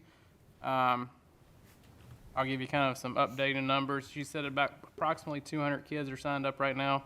That kind of fluctuates. So that is a great turnout, in our opinion, especially for the first season, because that's probably more than the last 2.5, 3 years for each spring and fall season.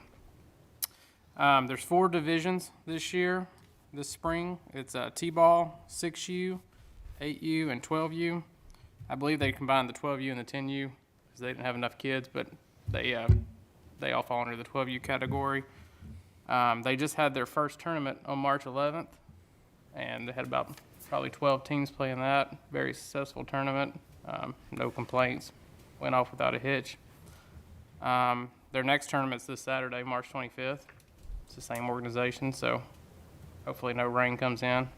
We're good to go in there. But as far as the opening day, all she has given me so far is April 15th. And it's from 9 to 10 a.m. 9 to 10, okay. Yeah, and I think, Laura, you may have more information, so feel free to jump in here, because I know you told me earlier, opening day was April 15th from 9 to 10, and I think you said pictures were on the 22nd? 22nd will be picture day, and we are still looking for a couple more kids in, I believe it's the 8U, right? There's a team that just needs a few more players, and then probably a few more. I know of at least one team that needs an assistant coach. So if anybody out there is wanting to still get involved, you still have time. Can we advertise that? I think they're doing that on their Okay. page, on the baseball page. Okay. And then it's kind of getting shared throughout all the local pages. I just didn't know if the city could share it out with like the HIP LaVergne or something, or whatever. Yeah, that's where Yeah, she's been okay. sharing all of those. But it's so far, I'm helping with T-ball, and everything is flowing very smoothly. We are very excited for this season to get started. Practices actually start this week. I think there's some out there practicing tonight. So it'll be Monday through Thursday will be the practices for all the different age groups every week up until opening day. So we hope people will come out and watch these kids play. They're so cute. This is my first year to help with T-ball. I can't even tell you how excited I am. Softball was last year, so we're doing T-ball this year. Any questions, guys, about the ball league? I've been listening to this for a while with my son, so I pretty much know what's going on, so. And last but not least, This has become a hot topic over the last week. I don't know if most of you probably are not aware that we had some damage at the front ball complex. I don't know, Andrew, was it December, January? December 24th. It was that cold spell we had where it was three days of 0-degree weather. Oh, okay. It wasn't vandals. No, we had a pipe burst due to the water, so when it did, and it finally thawed out, it damaged the concession stand and both bathrooms. The ceilings came down. Pretty much everything was reworked, so those bathrooms were closed. Just now recently opened back up, and we don't want people to think, well, they're just opening back up now due to the ball season getting started. That was a lengthy process there. It took the company, we were waiting on a certain company to come out, but we were not top priority on their list because they were hitting the nursing homes first, the hospitals, everything else that was, they considered a high priority before us. You know, it was dead winter. We didn't consider our bathrooms being a high priority at that time. Yeah. So now it's just gotten to the point where they are ready to be opened back up. Just wanted to get that out there because I know there's a bunch of, if something's going to be on Facebook, it's going to be negative generally. So we wanted to address that also. So Have would they- it- I'm sorry. would it be open Monday through Sunday then? The bathrooms, The yes. bathrooms would be, okay. And we're going to Prior get to with last year, they were always closed, locked, seemed like, on the Well, weekends. They should be open during the day. At the wintertime, they generally would close them at 3 or 3:30 because it gets dark so early. So in the wintertime, during that time frame, they're not open at night anyway. They generally close at 3:30. I think that was stapled, that was. That is posted 7:30 to 3 during the winter. Monday through Friday is closed on the weekends, and then closed on holidays. But that is posted on all the bathrooms throughout the park. Why would the weekends be closed? On the winter time, we usually don't have Too many people there. staff. Did y'all go through and insulate all the pipes that are up there? We did that, and an outside contractor came in and took care of all that. So the insurance company turned that over to them. Okay. But usually, as far as the bathrooms, during the summertime, whoever operates the ball league locks them up when they're finished. So usually about 9 o'clock at night. They're locked up, but throughout the morning, they're unlocked about 7 a.m. Is that both baseball and football? No, the only football's fenced in, so that's off limits pretty much to the public, except for when we're hosting activities on the football field. The front baseball quad complex is where the public bathrooms are located. All right, any more questions? All right, board members' comments. Mr. Chuck? No, I don't have anything, other than, it looks like we've got a good year planned. Ms. Laura? Good, thank you. Mr. Giles? In my last meeting, I mentioned something about an adult basketball league. I'm still getting a lot of feedback and questions about that. I would like to speak to someone or have this officially addressed. I've had a lot of good feedback, co-ed as well. You know, I personally think that that is an absolute awesome idea. As a matter of fact, back in the day when I had keys to everything, I did one and had a great turnout. Unfortunately, things have changed, and the school system is part of the county. So I don't really know who would be the best person to reach out to at the county level. Laura might know of someone, being she's a county commissioner, but I think it's a great idea because believe it or not, at one time I was a ball player, just like Tater was.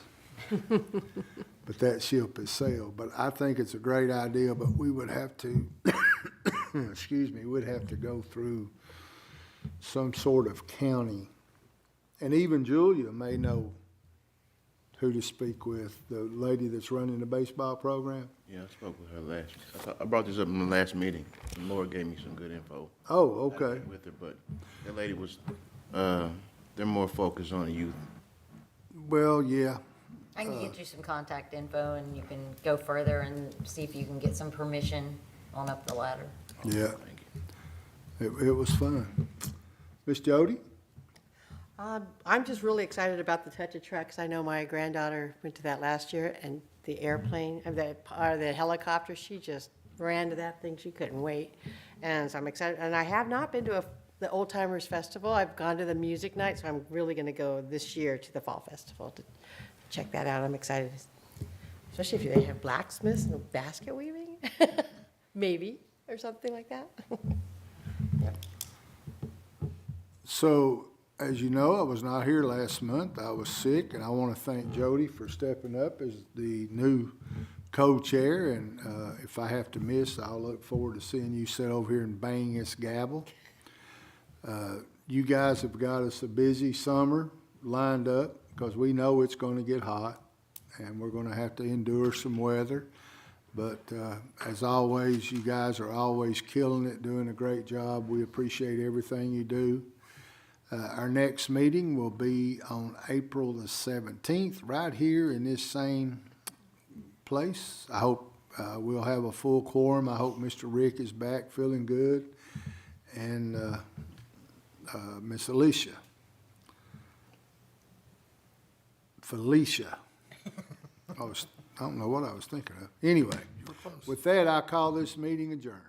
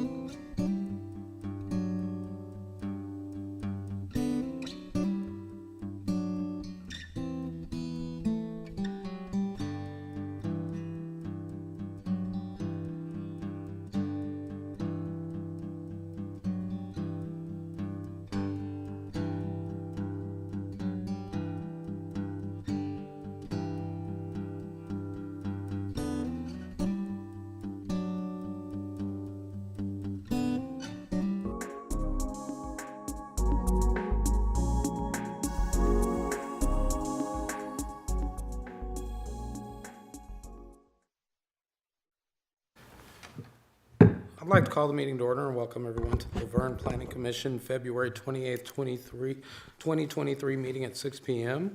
We do have a quorum. First item of business, approve the meeting minutes from the January 31st, 2023 regular meeting. Will entertain a motion? Motion to approve. Motion to approve. We have a second? Second. We have a second. All in favor say aye. Aye. All opposed? Motion passes. Item number 2 has been deferred. We'll move on to item number 3. Recommendation to the Board of Mayor and Aldermen for subdivision acceptance of the retreat at Finch Branch Phase 1, property located off Centennial Drive, requested by Sonia Thompson, R2 Medium Density Residential Zoning District. Mr. Logan. Thank you. This is a request for subdivision acceptance, and this is the retreat at Finch Branch Phase 1, and the property is located off of Centennial Drive. It's also located off of Irvin and Greenwood Drives. So zooming in, you can see the, this is Centennial here to the north in this location. So it comes in from the north, and then the developer extended this street to the intersection here with the other road that was built with the development. And then most of you know this is now a three-way stop at Irvin and Greenwood in the new road. And then the mail kiosk is near there as well. And this is the plat that goes along with the project. So you can see the lot arrangements and the street layout. And staff has been working a long time with this development. So right now, I'll turn it over to the city engineer, Gary Lyden. Thank you, sir. The engineering department recommends acceptance. Very good. Do we have any questions or comments? Entertain a motion. I'll make a favorable recommendation. We have a favorable recommendation. Do we have a second? Second. We have a second. All in favor say aye. Aye. All opposed? We'll be sending a favorable recommendation to the Board of Mayor and Aldermen. Item number 4 has deferred as well, correct, Mr. Logan? Yes, sir, that's correct. Item number 5, the applicant is running a few minutes behind with traffic, so we're going to move that one to the end. We'll move on to item number 6. Site plan, Kroger, modification to site to allow for grocery pickup area, requested by Dollar and Ewers. Property located at 5145 Murfreesboro Road, tax map 15, parcel 2.11, C4 Shopping District, C4 Shopping Center Zoning District. Property owned by Kroger Limited Partnership. Mr. Logan. Thank you. This is the request for site plan approval. These are parking improvements and interior renovations to the building now. Earlier, when they came to us last year, it was a building addition to improve the grocery pickup service, and now they've decided to move into the space that Gowdy's Seafood has vacated. So they no longer are doing that addition on the sidewalk area, but this is the property on the screen outlined in blue. And most of the roof here that's white is the main part of Kroger. Of course, this is Murfreesboro Road to the south. And you probably remember from the workshop, since they're not doing as many changes to the store, well, getting ahead of myself. Here's the zoning map. So this is all C4 with this hatched area. A white background is the C4 Shopping Center District. And then these are photos. It shows the front of the Kroger store. And then this is closer up to the building, and this is the area where they're making the changes for the grocery pickup service. So, of course, staff comments were reduced quite a lot when they decided to go a different direction and not do the sidewalk addition and instead move into the Gowdy's Seafood space. So, weren't a lot of comments 2 weeks ago, but the handicap spaces, Planning Commission had asked them to be moved. So Kroger or their consultant did do that. They've resubmitted. So this is the new plan that's in your packets, and this is the old. So you can kind of, I'm going to toggle back and forth, and you can kind of see what they did with these spaces, old versus new. And it's a fairly minor project, so that completes the report. Thank you. Thank you, sir. Do we have any questions or comments on this item? Chairman, with them making the changes as we requested, I'll make a motion to approve as submitted. Second. We have a motion to approve and a second. All in favor say aye. Aye. All opposed? Motion passes. On to item number 7. Final plat, Carruthers Crossing, Phase 3, 121 residential lots on 45.2 acres requested by SEC. Property located on Carruthers Road, tax map 29, parcel 29. PDR, Planned Density Residential Zoning District, property owned by Burkett Hills Investment Group, LLC. Mr. Logan. Carruthers Crossing is requesting a final plat approval for Phase 3. And on the screen here, you can see the entire area is 92 acres, the entire development, and we're looking only at Phase 3, which is at the south end of the project. And this does touch Davidson County, so it's right on the border. These homes here to the north are in Davidson County. So this section is under development. It's approximately 45 acres, and they are proposing 121 residential lots. And this is the zoning map, so you can see this is on PDR, which is Planned Density Residential. It's much more specific planning, much more specific zoning than, say, an R1, which this orange area is just the basic R1 low-density residential. So this project's been under development for a number of years. I think it started in '07, and I know it was caught by the financial downturn in '08 and '09, and then it changed hands and was under new ownership. So you all have been seeing this exact piece of land for 13 or 14 years, some of you. But they're making a lot of progress, and now it's really taking shape out there. These are some photos. Showing a lot of new homes out there. So here's another shot. I think this was taken maybe last week, but different housing types. It's a variety of living spaces. So here's the plat that they're asking approval for. They are showing sidewalks on both sides of all streets. And I believe it built out, this is for 121 in this phase, and I think the total is 568. So 568 single-family dwellings when it's all done. That's a lot. So there weren't any staff comments at the workshop, so that completes the report. Thanks. Thank you, sir. Do we have any questions or comments on this item? None. We will entertain a motion. Make a motion to accept as submitted. Motion to accept. Do we have a second? Second. We have a second. All in favor say aye. Aye. All opposed? Motion passes. On to number 8. Preliminary plat, Villages of Woodland Hills, 85 residential lots on 48.05 acres, requested by SEC. Property located near Woodland Hills Drive and Highland Hills Drive, tax map 29, parcels 23 and 23.01, R2 medium density residential zoning district, property owned by Bob Parks. Mr. Logan.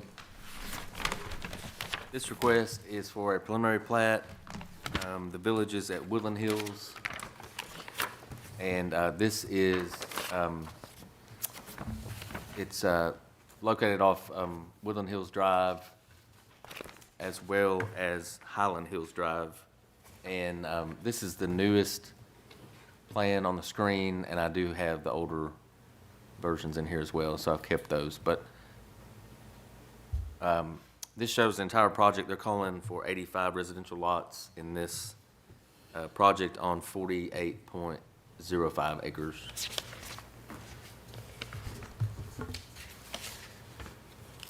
And here are the older plans, and these photos, some of you have seen many times now, but these are the stub-out streets that were left from the earlier phases of Woodland Hills. So these were left for future development, so you can see that in the photos. And there's a proliferation of basketball goals, which seems to be fairly common all over Tennessee. Just a heavily wooded area, so this will now be under development with these 85 homes. It looks like all the comments are being taken care of. I'll turn it over to Mr. Lyde in case he wants to say anything. Okay, yes, the engineer did indeed take care of all of our comments. However, I asked the engineer if y'all are interested in talking to him about, go back to the first sheet there, Paul. Is that? The slope one, that one. Okay. Okay, you can see in the lower right-hand corner where it's nearly black. That's a very steep area. We asked him at the workshop to provide profiles. He did on the 5 lots they're putting in there. He did prove that they are buildable, but 2 of them, lots 384 and 388, are going to be very interesting lots, but they are technically buildable, so therefore we don't have comments. Very good, thank you. Any questions or comments on this item? Just one question, and this is maybe more so for the engineer, but when it comes to, they're not going to have a new construction entrance for this. They're going to go through the subdivision. Is that correct? Yes, sir. And is there anything that we're going to have in place for the the existing road conditions for that area? Because it's already a well-populated neighborhood. So is there anything we're going to have in place to maintain that road? Because all that heavy equipment's going to come through. Okay. I would defer that to the developer's engineer. Name and address for the record, sir. Hi, John Miner with SEC, 850 Middle Tennessee Boulevard, Murfreesboro. So we are also, SEC is also doing the construction plans for Mission Hills next door. Mm-hmm. And the intent is, fingers crossed, that we can coordinate the timing well enough that we can use their construction entrance to get farther into the site to avoid as much as we can of the existing residential part of Woodland Hills. Any part that we are not able to bypass, or if we do ultimately have to come in through the main entrance, we've already agreed to make sure that we're doing regular street sweeping to maintain a good, healthy environment that the residents are already used to. Okay. Are y'all going to handle any, as far as maintenance, as far as damage to that road, if that occurs with y'all's equipment, if you're coming through the main entrance, the main thoroughfare for Woodland Hills? Yes, if it was something that we directly would be responsible for, we would take care of. Okay. Thank you. Yes, sir. Thank you, sir. Any other questions for the applicant?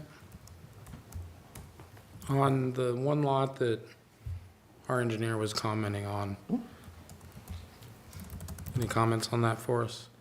I think it should be fine. I'll just kind of touch on why he spoke of that. He is correct. That is a very steep area. Typically, we do lots that are kind of, here's a lot of options, and the builder can kind of go from there. These will be kind of reverse, where we will have a home footprint and work backwards from there.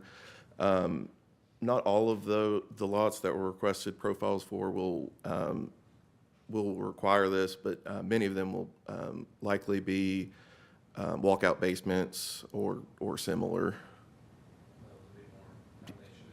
Yes, sir.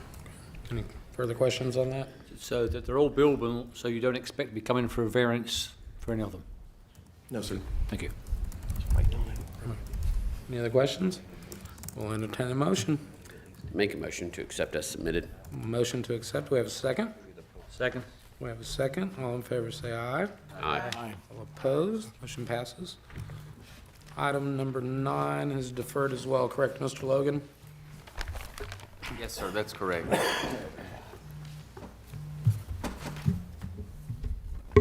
We are going to go back to item number 5 for everyone. I believe our applicant has arrived. Item number 5, site plan, Dick Buchanan Trailer Storage in 2 new buildings of 7 and 12,000 square feet on 15.47 acres, requested by 615 Design Group. Property located at Dick Buchanan Street, tax map 14, parcel 50, I-2 Heavy Industrial Zoning District, property owned by CSJ and Associates LLC. Mr. Logan. You'll excuse me a second. I'm trying to get back to the beginning. Okay, here we go. So this is the site plan request for Dick Buchanan Trailer Storage. It's located at 470 Dick Buchanan. And this project was here back in 2021, and that's the first time that this actual parcel came in with a site plan. And at that time, they had only proposed the parking area for the trailers. So here you can see, this is the property that we're considering tonight. This is the Kite Home Improvement Center and Carter Lumber to the south. And then this is Dick Buchanan Street that runs north and south. So that's the 15 or so acres that we're talking about. So back in 21, they just wanted the parking lot for trailer parking and trailer storage. And then they decided to add buildings later, which meant they had to come back to the Planning Commission. So the plans that you are seeing now this month have 2 proposed buildings on the site. And of course, a year and a half ago, it was no buildings. This dark rectangular area is the property. It's I-2, which is heavy industrial. So no issue there with trailer parking. It's allowed in I-2. And then this is the property.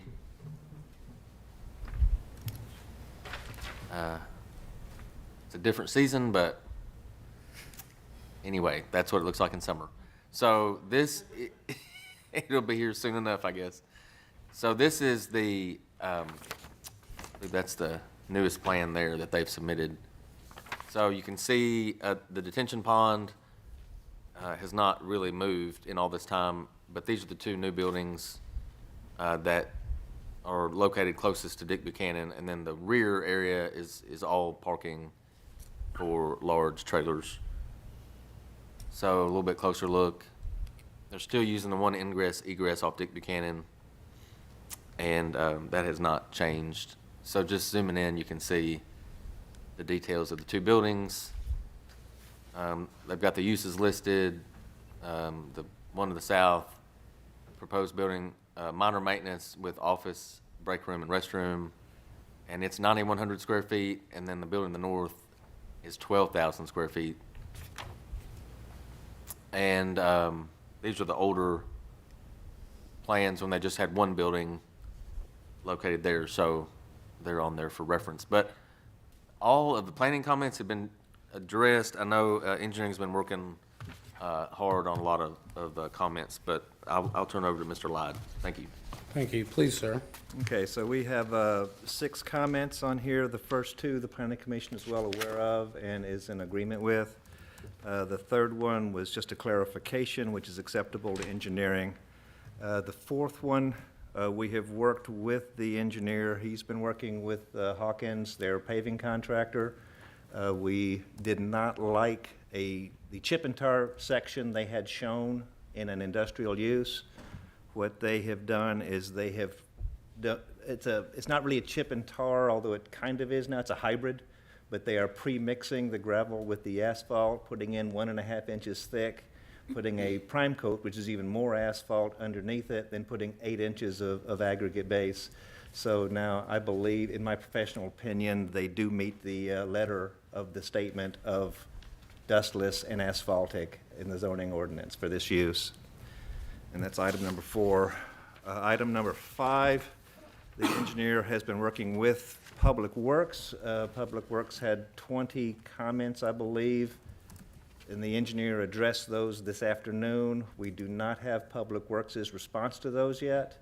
And we also, item number 6, we have not confirmed sewer availability yet. So we have 2 outstanding comments remaining. Very good. That's it? That's it, yes, sir. Thank you.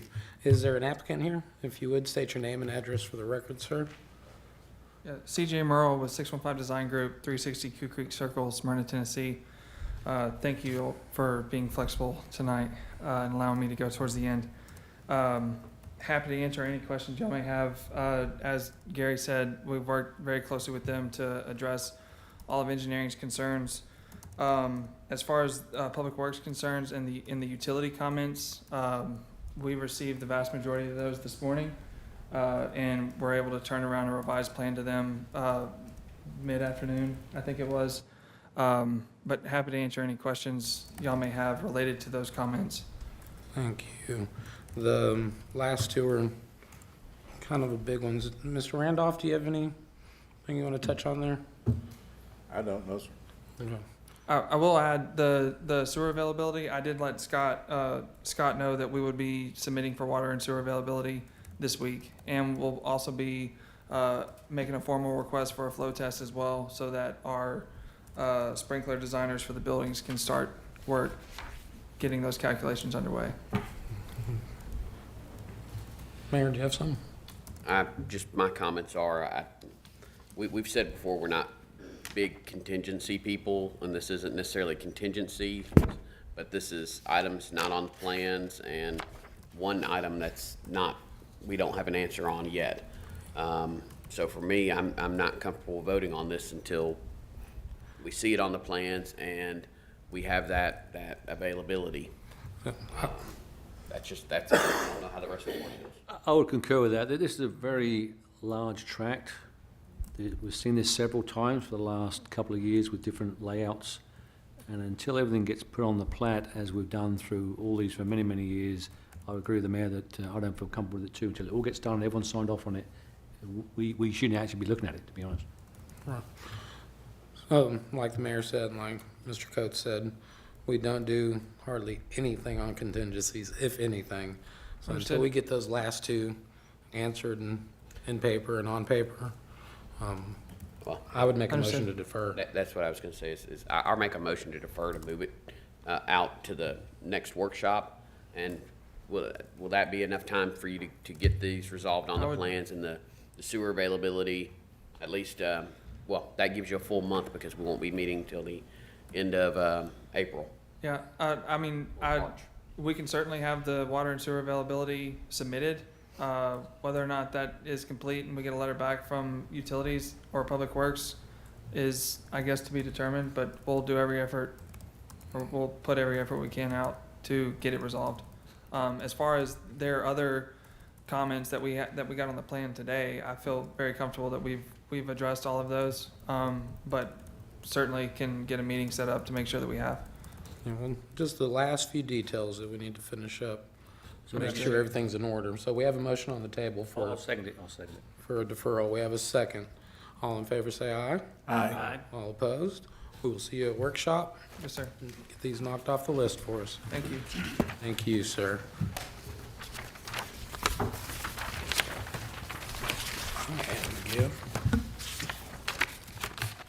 Item number 10, set bond amount for Carruthers Crossing Phase 3, Tax Map 29, Parcel 29, requested by SEC, PDR, Planned Density Residential Zoning District. Mr. Logan. Thank you. The request to set the bond for Carruthers Crossing Phase 3, SEC, on behalf of their client, is requesting that the Planning Commission set the bond amount for all the public improvements. This property project consists of 68 lots, and I've gone too far. Here it is on the map. Of course, you just saw this a few items ago for their plat. This is Phase 3, so the same area of Carruthers Crossing. And per the subdivision regulations, the developer has submitted 3 construction bids, an average plus the required 20% contingency. and a stamped estimate provided by the engineer. Bids are from the Nickel Company, Hawkins Asphalt LLC, and Sessions Paving Company. And the engineer's estimate comes to $405,010. And that's all. I'll turn it over to Mr. Lyde now. We concur with the engineer's recommended amount. Perfect, thank you. Any questions or comments on these numbers? Anyone satisfied? We'll take a motion. So moved. We have a motion to accept. We have a second? Second. We have a second. All in favor say aye. Aye. All opposed? Motion passes. Item number 11, bonds and letters of credit. Ma'am, whenever you're ready. Hi, Mr. Chairman, thank you. Everyone should have the updated bond list in front of them. We are up to date on all of these until June of this year, and that should be it. Very good. Thanks. Any questions or comments on this item? Thank you, everyone. Meeting adjourned. Simple.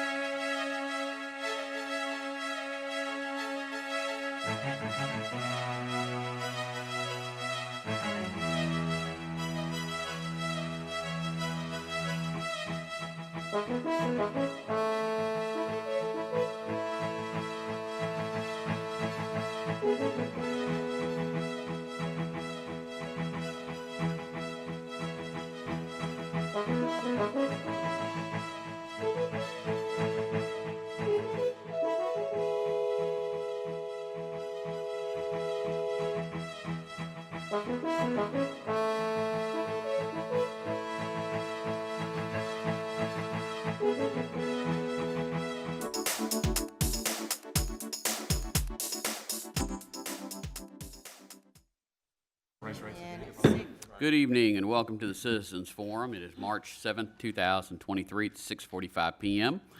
We do have one person signed up to speak. You will have 3 minutes. Please state your name and address when you come to the podium. We have Kim Gentry. Well, my name is Kim Gentry at 1047 Waldron Road, and I'm here tonight to address BOMA in regard to the purchase sale agreement for 5175 Murfreesboro Road, which is the Noon Real Estate Company transaction. As a realtor, and since the last workshop, I've reached out to commercial realtors in my office to confirm my initial opinion from what I heard at the workshop. My summary, in case I run out of time, is first, that the Noon real estate transaction is definitely one of interest, but needs to be evaluated based on an accurate appraisal, then renegotiated with contract specifications and contingencies to lock down exactly how the property is to be used and the timeline for doing so. In the last 2 months, we've heard concerns over an appraisal valuation of the Piedmont easement for $11,000 and that we might be losing or getting ripped off. But yet we're not willing to look at a current appraisal for a transaction that exceeds over $1 million. The tax appraisal on this current parcel, which typically runs 20 to 25% less than the market, is $1.1 million, putting the possible valuation at $1.3 to $1.65 million. This was as of October of 18 sale. No, sorry. This is supported by an October 2018 sale of the Washitopia property, which sold at market value of 32% more than the tax appraisal. The cost of a new appraisal, which is typically rather expensive for commercial property, however, could be insignificant to the added value received by the city. The leaseback option discussed that we're getting it for $1 for 12 months, and the fact Jamie has to bulldoze the existing building are really moot points to the city in today's market. It's not our problem what he has to do with the property. We have to get the value that is due to the city. The city building is barely started, the new building, so there's no rush to move stormwater, and in the 9 to 12 month period, this parcel is not going to devaluate. Another issue that was brought to my attention that needs further investigation is that Jamie mentioned he had letters of intent for 4 out of 5 units for the marketplace. Which unit has not yet received letter of intent? Is it the smallest one? Is it the biggest one? There's also a saying that there will be $1 million in tax revenue saving. Has Mr. Broker provided, calculated, and been able to submit to you the best and worst case scenario for the actual savings that this property would bring? Thank you. Thank you. That concludes the Citizens Forum. We will begin again at 7 o'clock.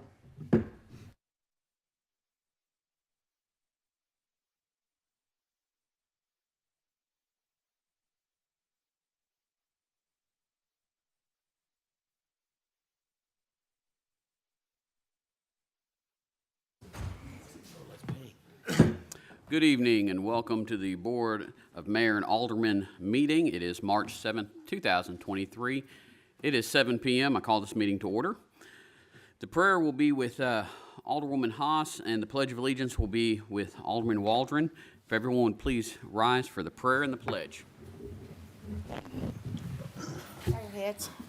Our Father in heaven, thank you for the beautiful days that you have given us and given us the time to clean up from the windstorms and the weather of the past few weeks. Father God, thank you for keeping everyone safe, and thank you for keeping our local law enforcement and fire department and EMS safe. Father, please lay your hand of healing and comfort over our city and keep everyone safe in the future. Amen. Amen.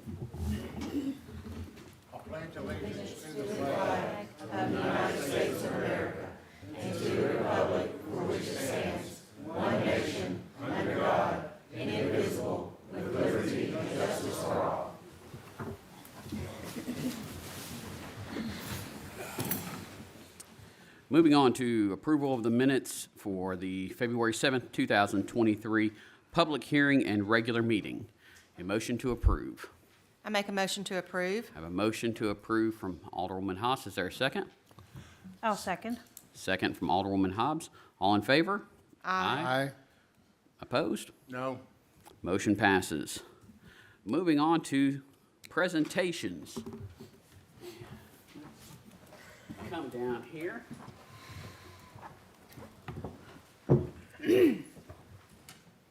We've got a few tonight.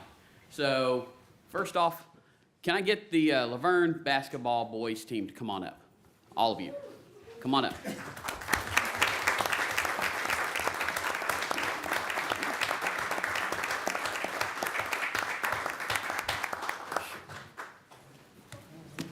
And then can I also get Commissioners Davidson and Oliver to come on up as well? They're going to help me out with this. Give you some of these. And guys, y'all can come on around. We've got plenty of room over here. Give you some of these. So, coaches, come on up.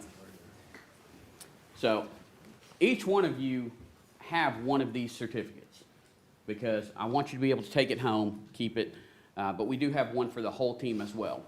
And so the city of LaVergne, Tennessee recognizes the LaVergne High School boys basketball team for winning the district champions Division I boys basketball Class 4A and continuing to strive to not only be the best team, but be the best students and role models for your peers at LaVergne High School.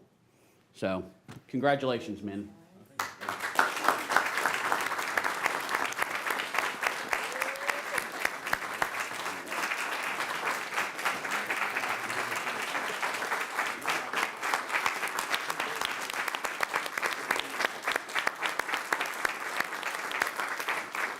Coach, you want to say anything?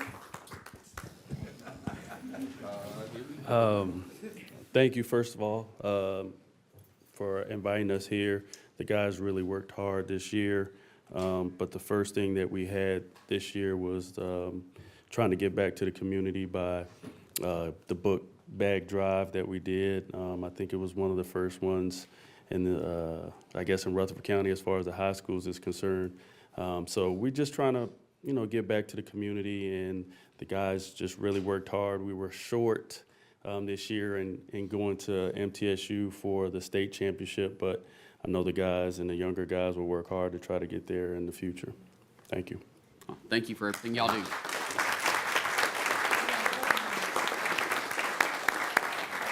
Thank y'all.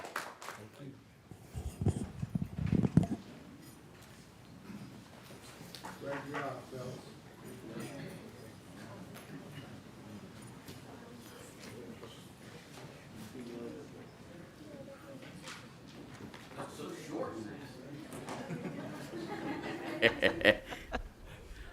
Okay, moving on to departmental reports. Police Department, Chief Hatcher.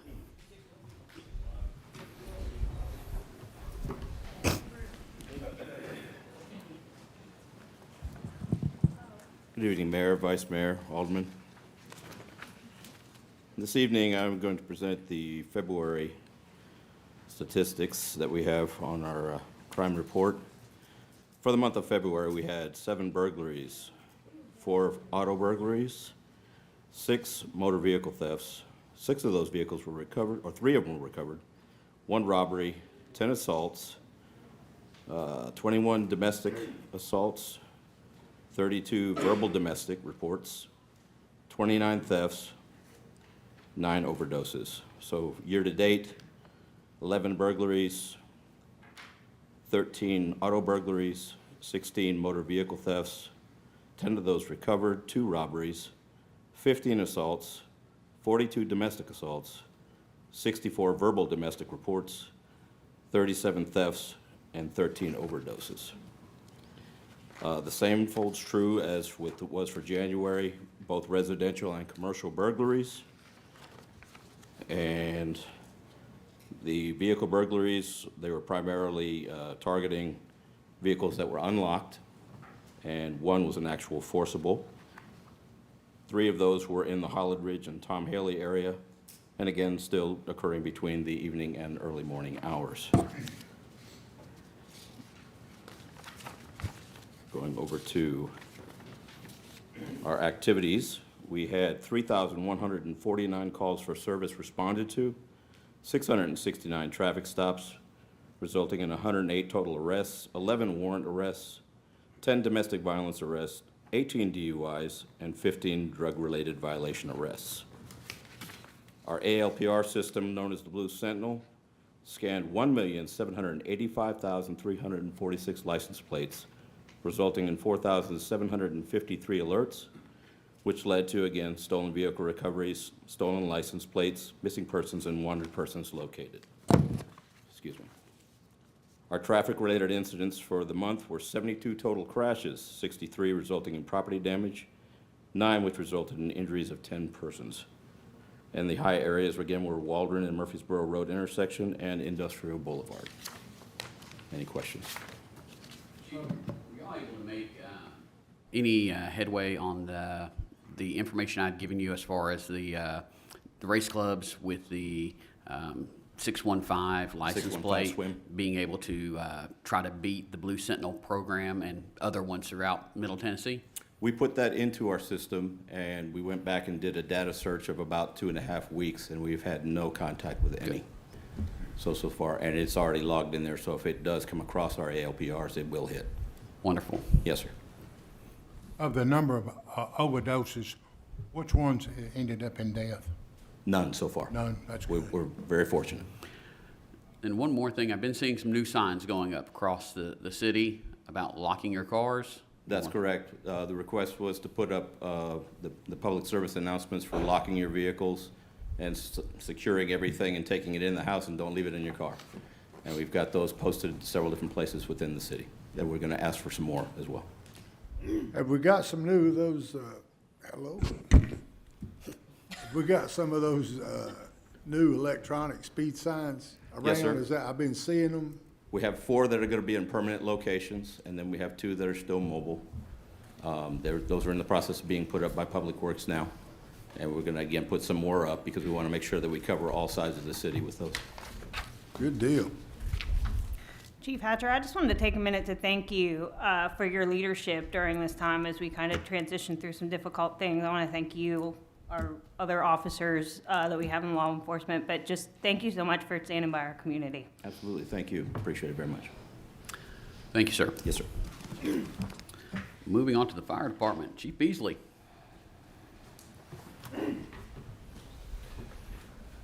Good evening, Mayor, Vice Mayor, Alderman.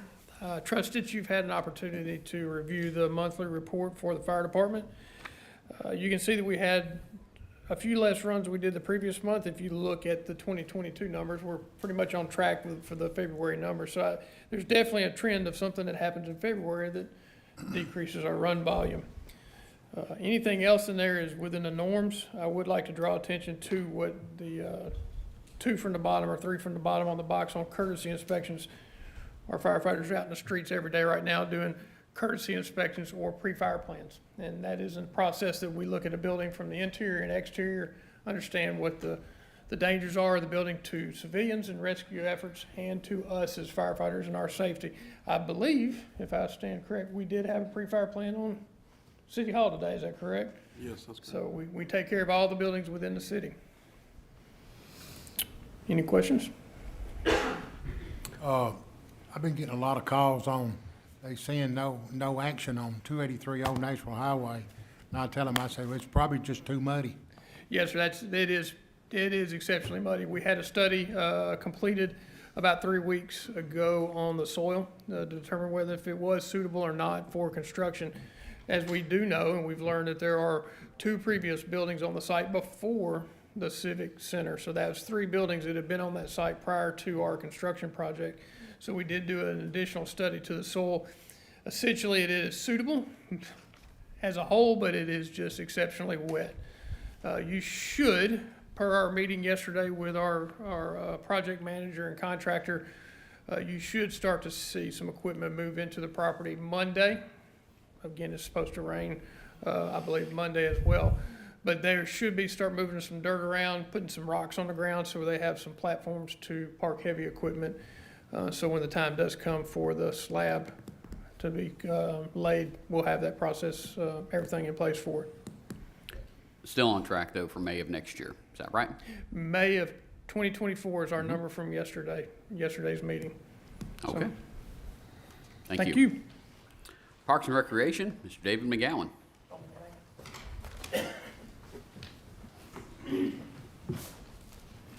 Mayor, Vice Mayor, Board, thank you. You guys have the parks numbers for the month. Don't have a whole lot for you this month. You can see our help desk tickets, 88, 616 man hours devoted to those.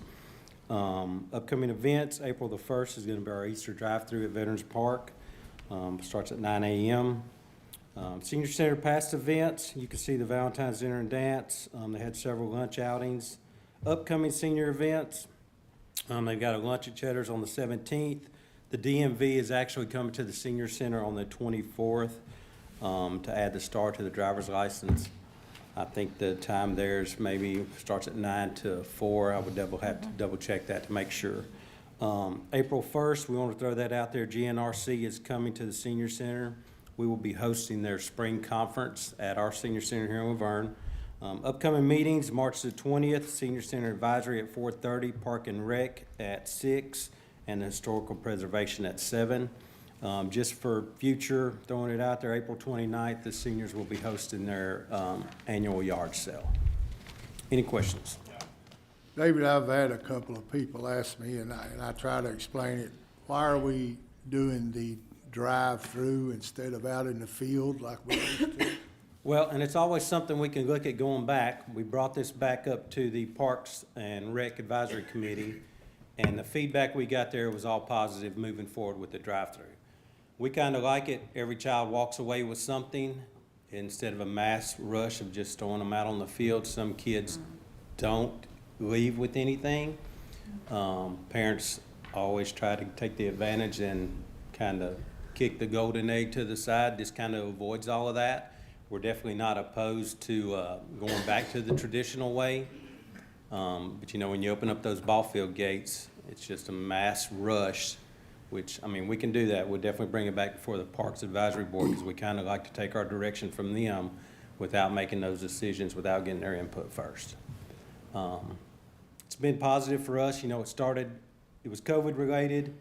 It was something we could do to move forward. We were one of the only communities in this area that was having anything related to Easter once COVID hit several years ago. The turnout was so well, and it was so well received by the public, we just continued to move forward with it. So what started out as a avenue of convenience for us to give something back to the community just kind of rolled over. So I think we're in our 3rd year now. But yeah, we can definitely bring it back before the Parks Board and see which direction they want to go. Well, as chairman of the Parks Board, I think it's a home run. Like you said, everybody gets something. There's no pushing and shoving. There's no, number one, everybody's equal. Everybody gets the same thing, but just wanted to hear it from you. And the library's good about partnering with us on that event Yes, they also. are. So they are, we do like it. Every kid is getting something, and that's our main goal, to make sure everybody's trying to take care of. It's no fun when you put on an event as a Parks Department and a city, and then you see kids walk away that are unhappy. So, yeah, we can definitely look at going back to the traditional way in the future. Like I said, we kind of like to take our direction from the Parks Advisory Committee to include them and move forward with those decisions. This is just a thought, but have you thought about doing maybe like a walkthrough option or something like that, similar to the Halloween? That way it kind of promotes people getting out of their car and socializing, sense of community with that. We have not thought about that, but that is a good suggestion. So we'll definitely take, you know, I don't know, we have good and bad. You know, you're gonna have those people that want the traditional way that we used to do it, and then you're gonna have people that prefer how we're doing it now. So we're trying to find that happy medium. The last several years, it's been good. It may have run its course, I'm not sure, but if it starts at 9 o'clock, they're lined up by 8 in the morning, so, it's been pretty successful for us so far. And I just want to add to Vice Mayor No and Alderman Hobbs, I've been out there working the traffic control, and some parents can't get there with their kids at 9 o'clock in the morning. And when you open the gates up at 9 o'clock in the morning, everything is done by 9:15 at the latest. So then some parents show up at 9:30, well, this was supposed to be until 10, you know, so therefore, once again, there are some children that don't get it, where this way, with the drive-through, or like Alderman Hobbs said, you know, a possible walkthrough, there is the opportunity for every child to get something in. Like I said, when I'm out there helping guide the traffic, the kids are excited, the parents are excited, and then they get to see the Easter Bunny, and it's really an overall positive event. Right, and I do kind of like that. That is a great idea. We could definitely pursue that. That's an avenue we haven't even thought about, actually, before. I do Weather like the permitting, of interaction. course, that's always the hang-up, but, yeah. I know the PD, when they help us out in that event in the past, and Port Cherie's been trampled many times. As soon as that gate opened, it's just a flood of kids. So we'll definitely explore different options in the future, and bring those back before the Parks Board. Any other questions? Yeah, I like the walkthrough idea on Easter like we do on Halloween. It's really fun for the people at Halloween. I think it'd be a great deal that the parks, to look into. Yeah, it's a good idea, and of course, we'd have to get the community involved, because you have that many kids, you know, there's no way that the parks or the library could supply enough on their own to pacify that many people. I think with the drive-through thing, the parents are controlling the children, and everybody, whether something's wrong with the parents and they can't walk and stuff, the children come. I'm afraid if we get into a walkthrough, which is a good idea, but I think you're gonna find that it's just mostly a lot of kids and no control with the parents, and you're gonna get back into the opening the gates with the letting them run after the eggs. All good ideas, but I think in this case, it ain't broke, and it's been great. Let's don't fix it, but if it runs its course, then we could do something. Hey, y'all's name's on my check, so I'm gonna do what you asked me to do. I like that. All right, thank you. Thank you, David. Moving on to the library, Ms. Donna Bebout.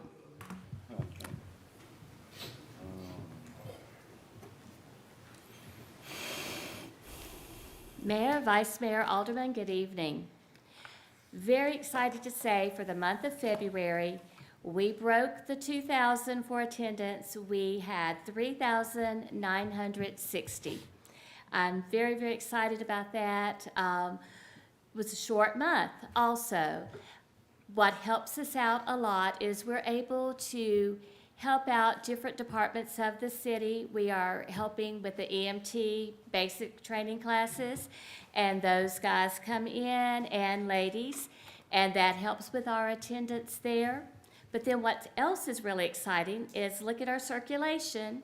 We broke the 2,000 again, 3,135. So very excited about those numbers that are beginning to creep up once more. During the month of February, we issued 88 new library cards, and our computer usage was up 1,113. We had 23 programs for our birth all the way up to 99 plus, and our attendance for those programs was 492. Some of the information I'm going to tell you tonight is similar to the information that I gave last month, but I think it's important. United Way of Rutherford and Cannon counties is still doing our volunteer income tax assistant. They are there now until April the 1st, every Friday and Saturday.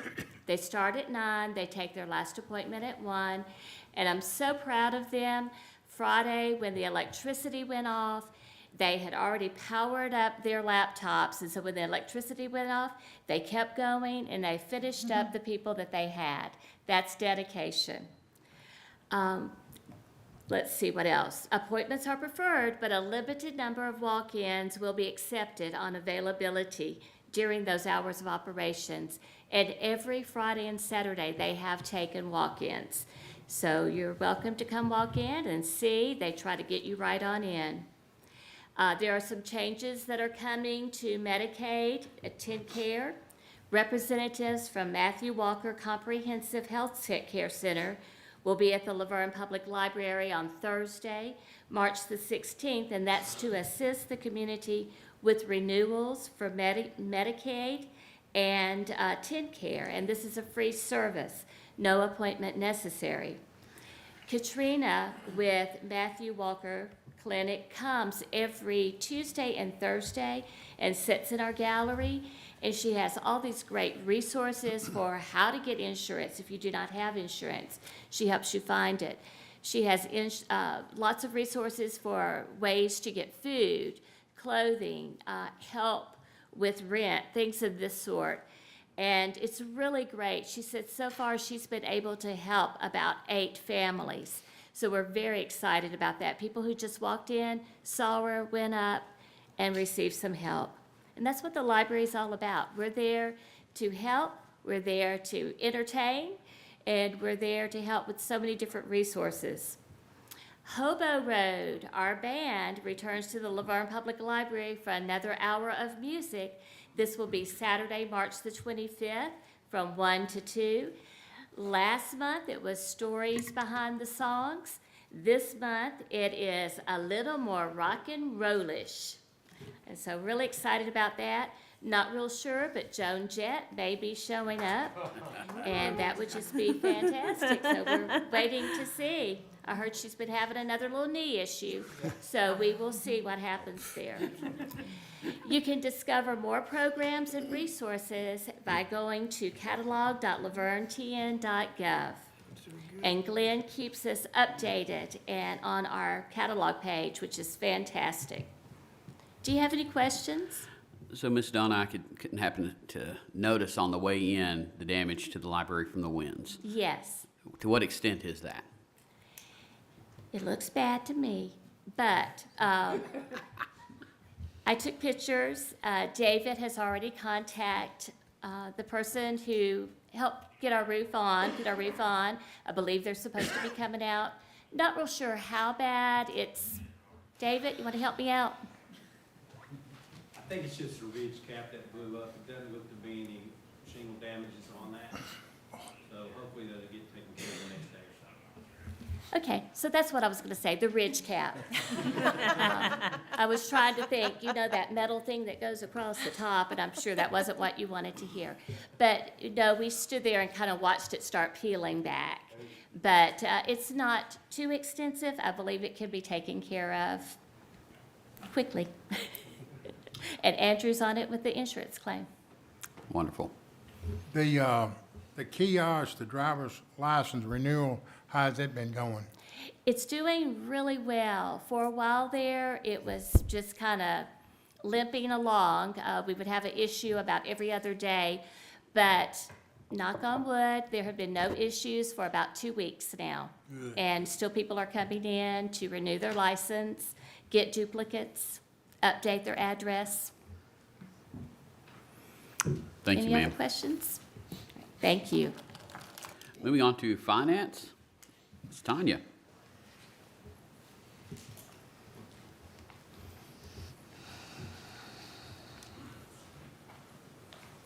Good evening, Mayor, Vice Mayor, Alderman. I'm just going to recap. You have a copy of the financial report. In our general fund, revenue exceeded expenses by 1.9 million. In our local sales tax, revenue exceeded the budget by 2.2 million, and it was 1,074,000 above prior year. State street aid, revenue exceeded expenses by 303,000. Stormwater, expenses exceeded revenue by 31,000. And water and sewer, Our revenue exceeded expenses by 6.9. On the second page is our current bank balances. The third page, our comparison to prior year. In the general fund, revenue was up $693,000. Expenses were up $2.8 million. Water and sewer fund, revenue was up 5.9. Expenses were up $347,000. And our water tap fee revenue was down $18,000. And I wanted to keep you up to date. As of today, we have collected 99.5% of our property tax for the year. Wow. We budgeted 8.4, and we have collected $8,354,000. Wonderful. Questions? Tell Becky and Tristan, good job. Moving on to the water treatment plant, Mr. Dwayne Lowry. I appreciate that very much, Mayor. It was worth a shot. Mayor, Vice Mayor, Board, I hope you've had the opportunity to review our monthly report. There's not too much of that took place at the water treatment plant this month, which is good for us. So, do you have any questions? Yes, and either you or you can defer to Dwayne on this one. I know we've spoken about it, but I know some residents have reached out to me as to what, if any, effects the Ohio spill would have on our drinking water. Yes, sir. So if you could go through that. Yeah, with the way that the water flows, there should be zero impact from that. I can't say there won't be ever, never say never, right? But the way the water flows, it's a very minimal chance that anything of that sort could reach our waterway. That being said, our treatment process does handle that type of chemical. So with our activated carbon, we will be able to treat anything that would be able to come towards the water treatment plant. The Ohio River does not flow directly into the Stones River. Stones River goes to the Cumberland. Cumberland goes to the Ohio, and then Ohio goes to the Mississippi. So for it to affect us, it had to backflow. Yes, sir. It had to backflow. Yeah, and that's why I say the way the water flows, so I 100% correct. The lower the water is at the lake, how does that affect the water treatment plant? It hasn't affected us, which is good. So if we see any spike in turbidity, the plant hasn't reacted in a negative way. I know the lake turns, the water turns over. Yes, sir. They're saying it turns over, but the low water don't affect y'all none. Not typically. If there's turbulence, it might kick up some mud or whatnot. We haven't seen anything of that sort at this time. The lake turnover typically happens a little bit later in between April and June. I see red, Danny. You do see a couple in red. We did get rid of one though. So the one of concern is high service pump number 2. That did happen last week. We did have Wascon out on site today. It looks like it might be a motor issue versus a pump, which is much better, easier to handle. So we're working on getting that quote, and we'll get that over to Bruce and Kyle and get that fixed and back online. Any other questions? Thank you. Thank you. Moving on to old business, second reading ordinance 2023-02, an ordinance to amend the City of LaVergne zoning ordinance by changing the official zoning map for tax map 28 parcels 10 and 11 consisting of approximately 4.3 acres located at 237 and 245 Cheney Boulevard from an agricultural zoning district to a high-density zoning district. This received a favorable recommendation from the Planning Commission on December 27th, 2022. A public hearing was held on February 7th, 2023. Need a motion to approve or deny? Motion to approve. Have a motion to approve from Alderman Waldron. Is there a second? Second. Second from Alderwoman Haas. Alderman Waldron. Aye. Alderwoman Hobbs. Nay. Alderwoman Haas. Aye. Vice Mayor No. No. I vote aye. Motion passes. First reading ordinance 2023-03, an ordinance to amend the City of LaVergne zoning ordinance by changing the official zoning map for a portion of tax map 18K, parcel A, Group A, that is Parcel 6, consisting of approximately 13.63 acres located near Wheeler Street and Jefferson Pike, from a light industrial zoning district to a heavy industrial zoning district. This received an unfavorable recommendation from the Planning Commission on December 27th. A public hearing was held on February 7th, and to update, the applicant has withdrawn the request. The letter is attached in your packet, and the board can either deny the request or can notate the withdrawal so that we can have a paper trail. I make a motion to accept the request to pull it. Okay, I'll second that motion to accept the withdrawal. All in favor? Aye. Motion passes. Moving on to second reading ordinance 2023-04, an ordinance to amend the fiscal year 2022-2023 State Street Aid Fund budget. Need a motion to approve or deny? Make a motion to approve. I have a motion to approve. Our second. Alderman Waldron. Aye. Alderwoman Hobbs. Aye. Alderwoman Haas. Aye. Vice Mayor No. Aye. Motion passes. Second reading ordinance 2023-05, an ordinance to amend the fiscal year 2022-2023 general fund budget. Need a motion to approve or deny? I'd like to make a motion for discussion. We would need a motion and a second, and then it'd be open for discussion. I make a motion to approve. Okay, have a motion to approve. Is there a second? I'll second.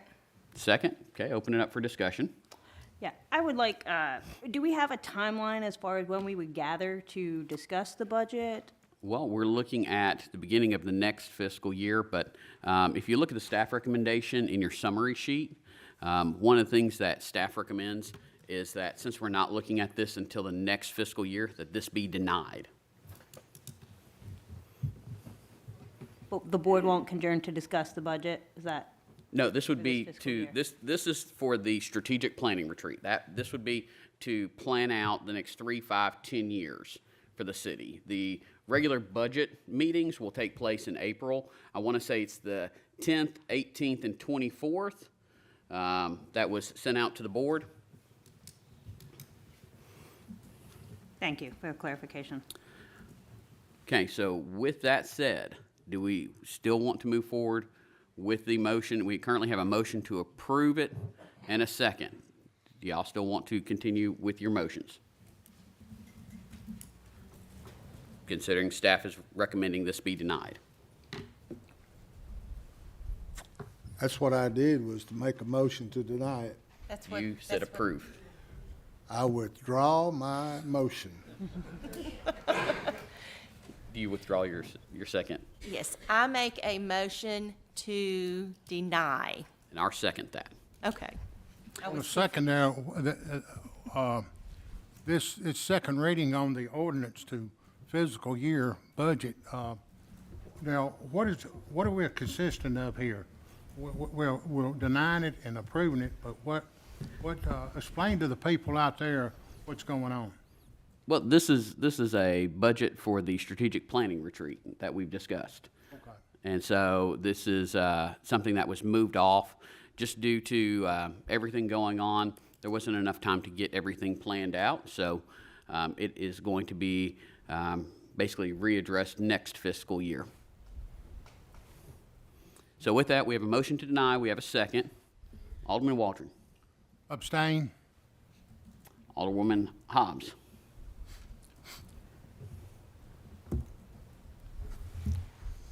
Approve. Alderwoman Haas.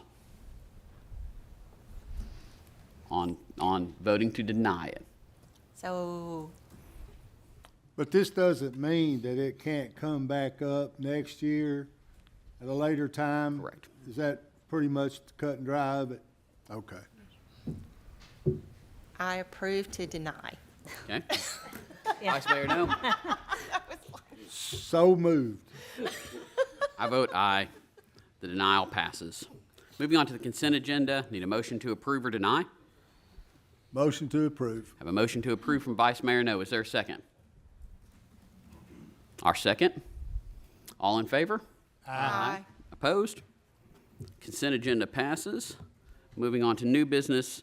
Resolution 2023-05, a resolution of the City of LaVergne Board of Mayor and Aldermen to declare property owned by the city to be surplus to the city's needs and directing disposal of the same. Need a motion to approve or deny? I make a motion to approve. Have a motion to approve from Alderwoman Haas. Is there a second? Second. Second from Vice Mayor No. Alderman Waldron. Aye. Alderwoman Hobbs. Aye. Alderwoman Haas. Aye. Vice Mayor No. Aye. And I vote aye. Moving on, Resolution 2023-06, a resolution to write off Water Department bad debts. Need a motion to approve or deny? Motion to approve. Have a motion to approve from Vice Mayor No. Is there a second? Second, yeah. Second from Alderwoman Hobbs. Alderman Waldron. Aye. Alderwoman Hobbs. Aye. Alderwoman Haas. Aye.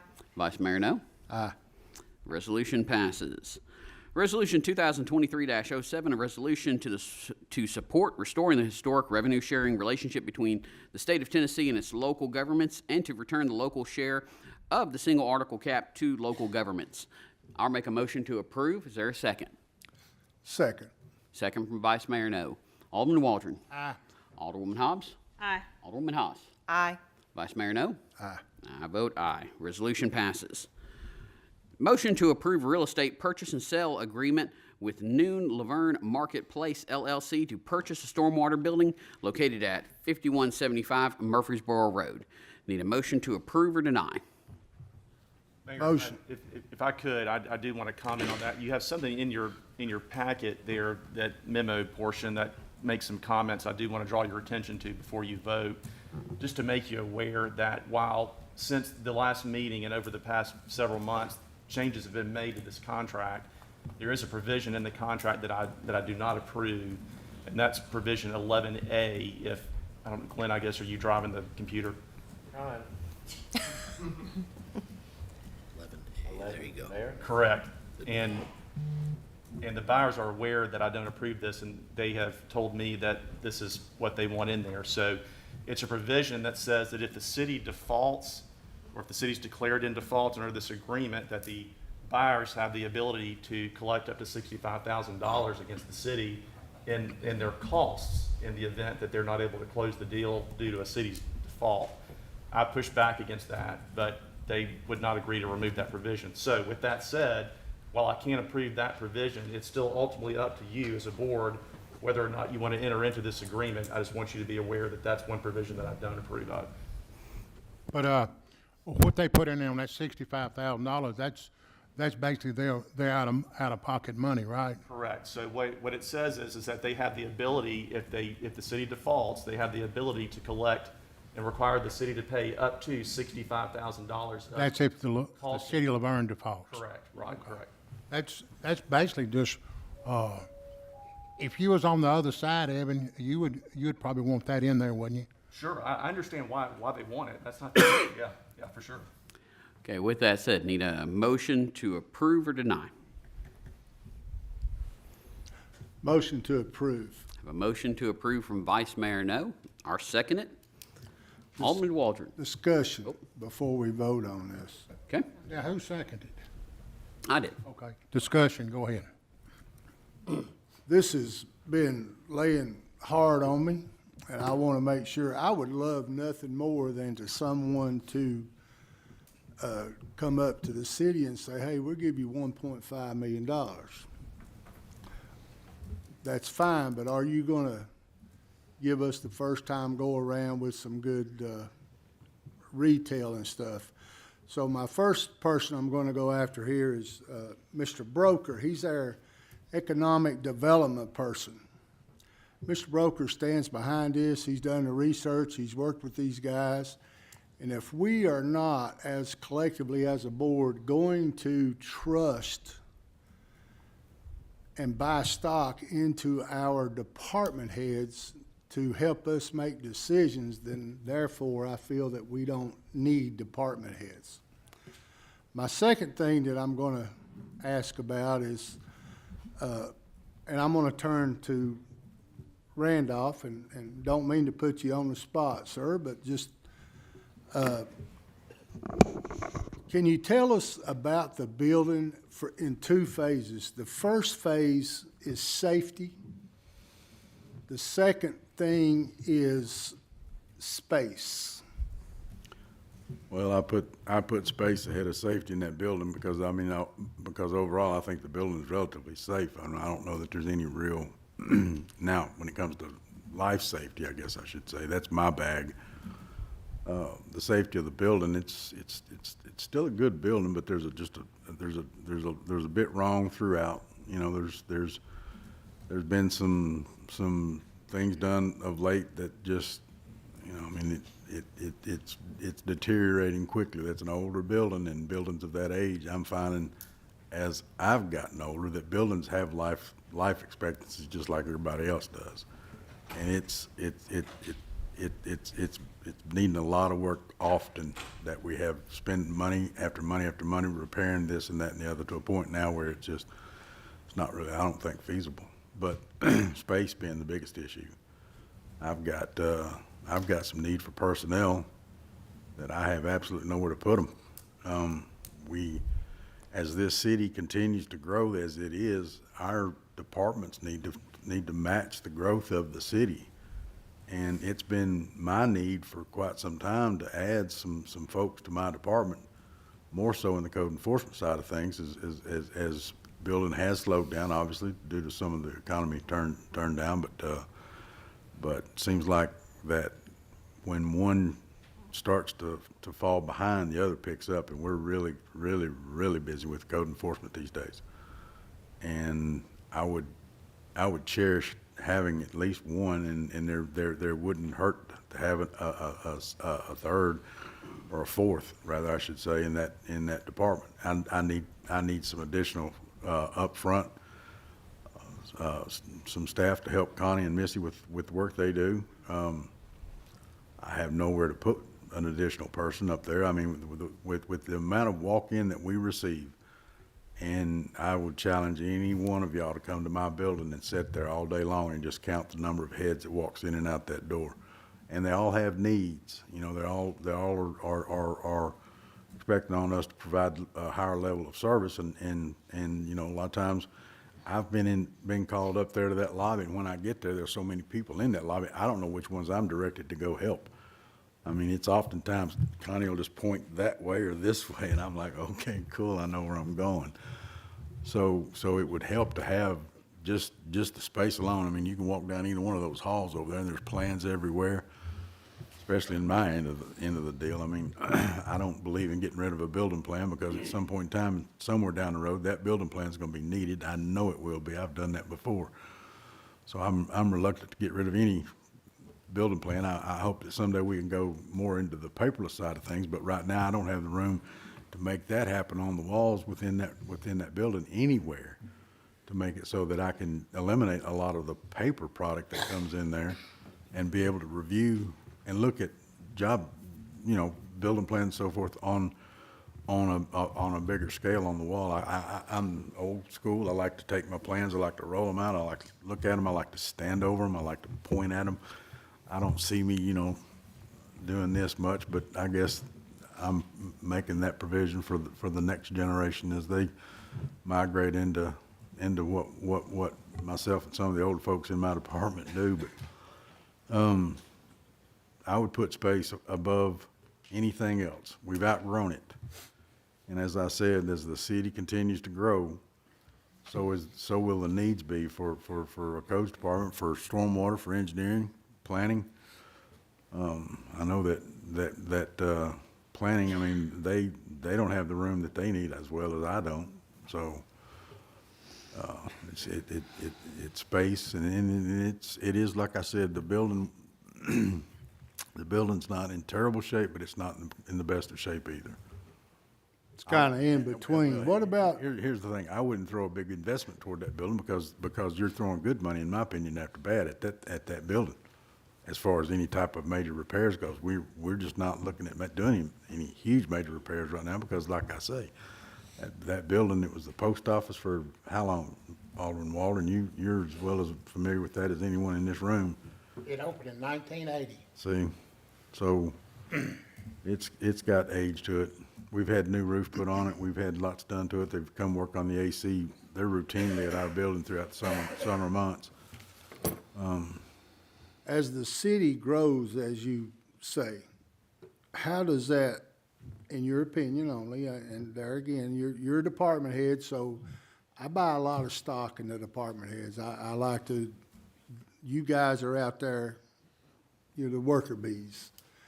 In your opinion, with the way the city's growing, how do you feel about that particular business being right there on Murfreesboro Road? Do you feel that affects people coming in or anything? They're gonna find us regardless of where we are, if it's Murfreesboro Road or over on the roundabout. I mean, when you need a permit and you need it now, you're gonna find us regardless of where we are in the city. To be quite honest with you, I don't really like being right there on Murfreesboro Road. I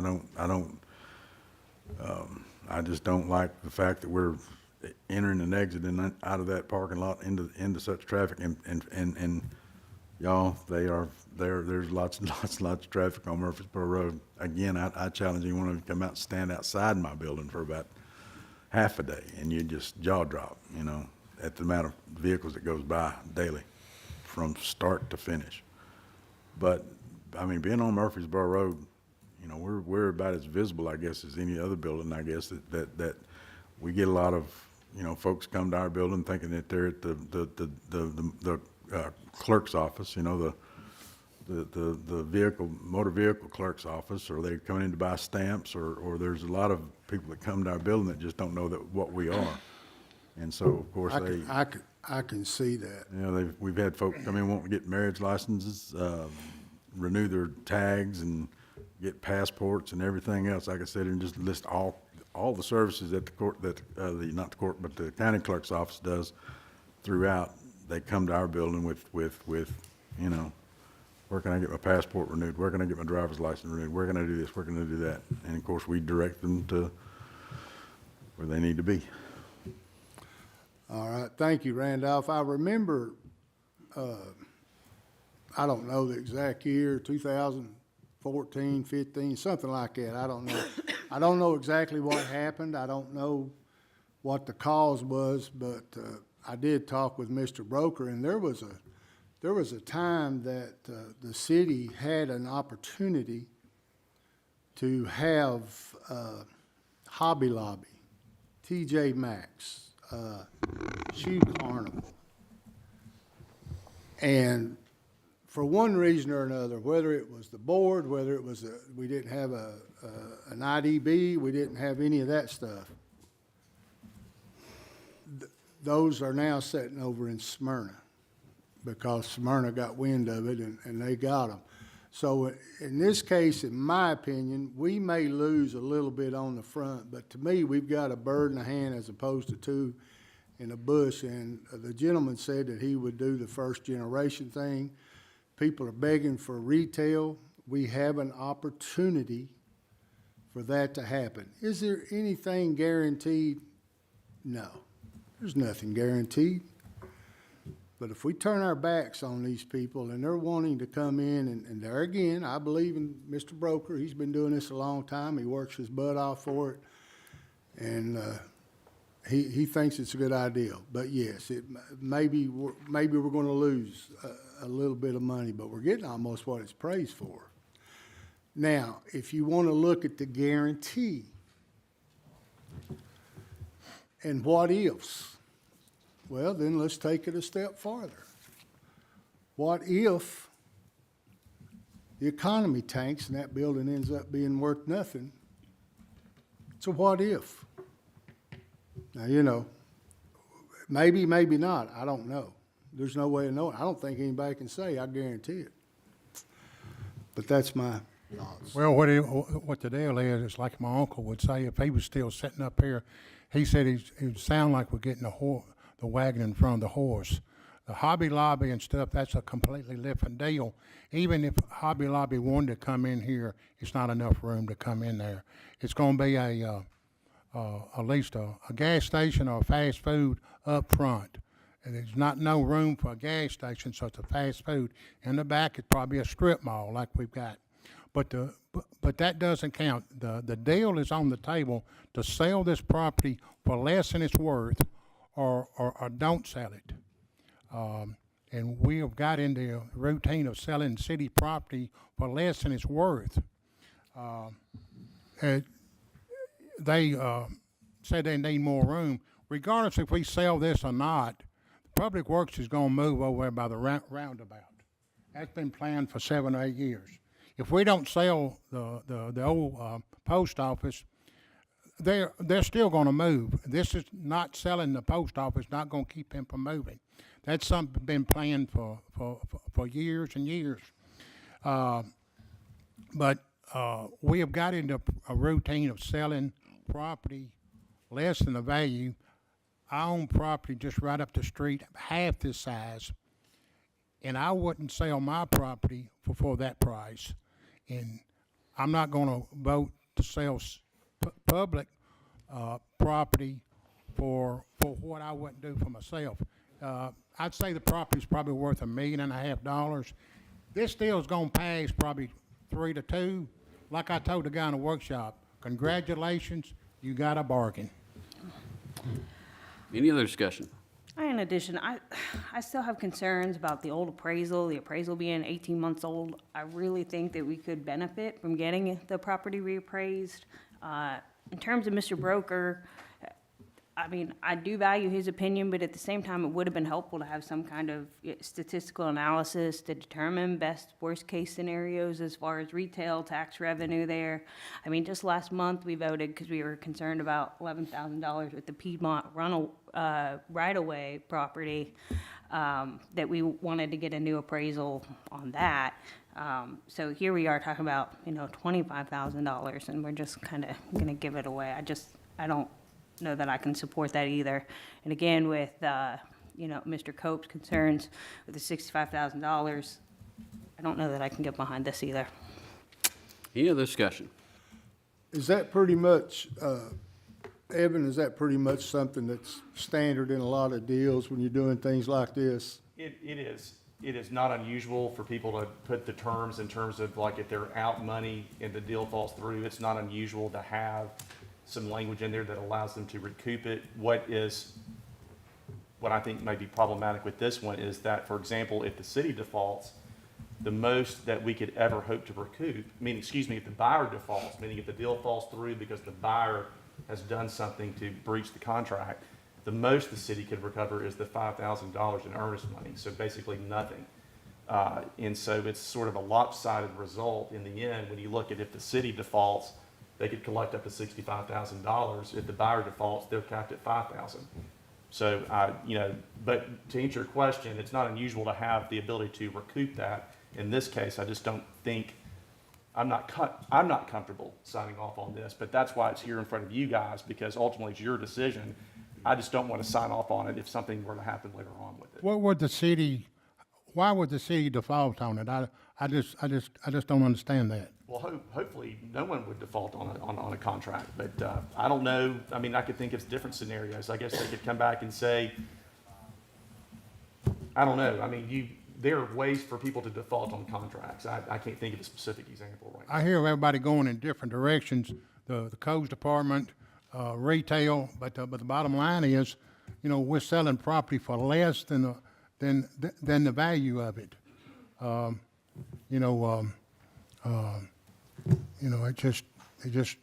It's not good business sense in my hand to sell something for $1.5 million for what are we getting? 900,000, 800,000? For almost half the price. I know if the city went to buy stuff, we usually have to pay appraised value, or above appraised value, or market value. And property on Murfreesboro Road, if you've been following it for the last 2 or 3 years, it's been going 30 and 40% over appraised. Appraisal is not worth the paper it's written on. The auction and the people's paying more than the appraised, so appraised don't mean nothing.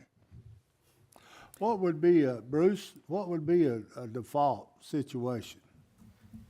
You know, I have to agree with Evan. I can't think of a reason why the city would default on an agreement like this. So I really can't answer that question. It would have to do something with codes or some reason that we would have to back out, and I don't know what that would be.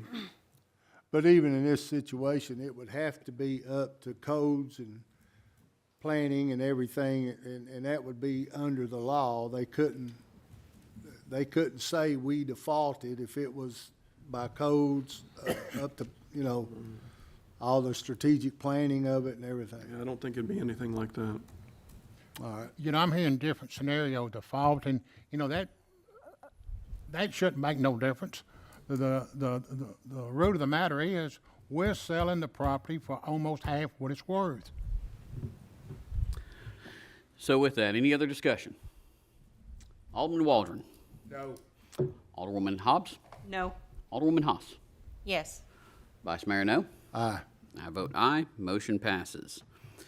Motion to approve an agreement with Ralph Anderson and Associates for recruitment services for the police chief position. I'll make a motion to approve. Is there a second? Second. Second from Alderwoman Haas. Alderman Waldron. Abstain. Alderwoman Hobbs. Aye. Alderwoman Haas. Aye. Vice Mayor No. Aye. And I vote aye. Motion passes. Motion to award a bid for the construction of the Public Works and Community Development Services Facility. Need a motion to approve or deny. Motion to approve. I have a motion to approve from Vice Mayor No. A second on discussion. Second from Alderman Waldron. I've got a lot of feedback on this. Finance Director, I'm gonna pick on you. It says $25 million. Can you tell me right offhand where all that money's coming from? If it's gonna be borrowed, bonded out, or used for different departments? That is in your packet, and it's broken down 30% out of the general fund, 15 from stormwater, and 55 from the water sewer fund, and all that's right there I in know your it's packet. in the package, but the people out there watching it, they don't have a package. How much of it's gonna be borrowed? It's None. gonna be all paid cash out of city funds. Yes, sir. We got the money in the bank in different categories. Yes, this will be coming out of fund balance.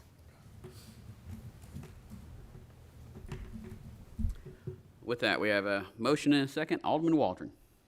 Yes. Alderwoman Hobbs. Nay. Alderwoman Haas. Aye. Vice Mayor No. Aye. I vote aye. Motion passes. Now we move on to the appoint or remove board and committee members. First, we have got the Beautification and Arts Advisory Committee.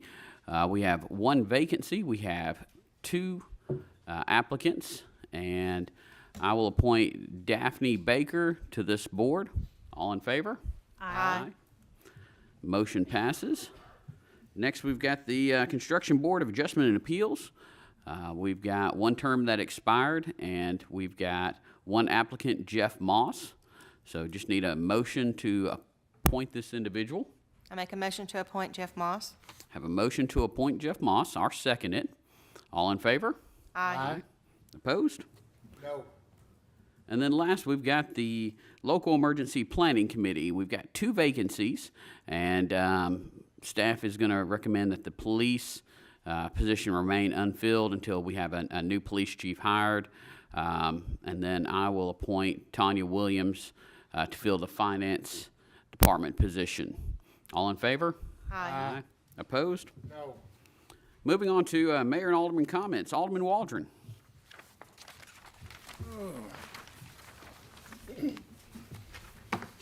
See what I got here. Well, I was right again on the voting, 3-2. Anybody wants to borrow my crystal ball, it's up for grabs. Check on the elderly. Make sure your pets have fresh water and shade. That's it. Alderwoman Hobbs. I just wanted to make mention of the LaVergne Rescue Unit will host its Country Ham Breakfast this Saturday from 6 to 10 a.m. Please come out and help raise money for a great cause. Thank you. Alderwoman Haas. As of today, on the baseball, softball signups, we've had 132 children sign up for the league, so that is really great for a first time. They, right now, opening is scheduled for April 15th. It may be moved back a week because we moved back the signups a week. So thank you all for coming out and signing your children up. It's going to be a great season, and it would be wonderful if the community would come out and support our kids. Thank you. Thank you. Vice Mayor, no. No, sir. Wow. Well, first off, I will, Did I steal your thunder?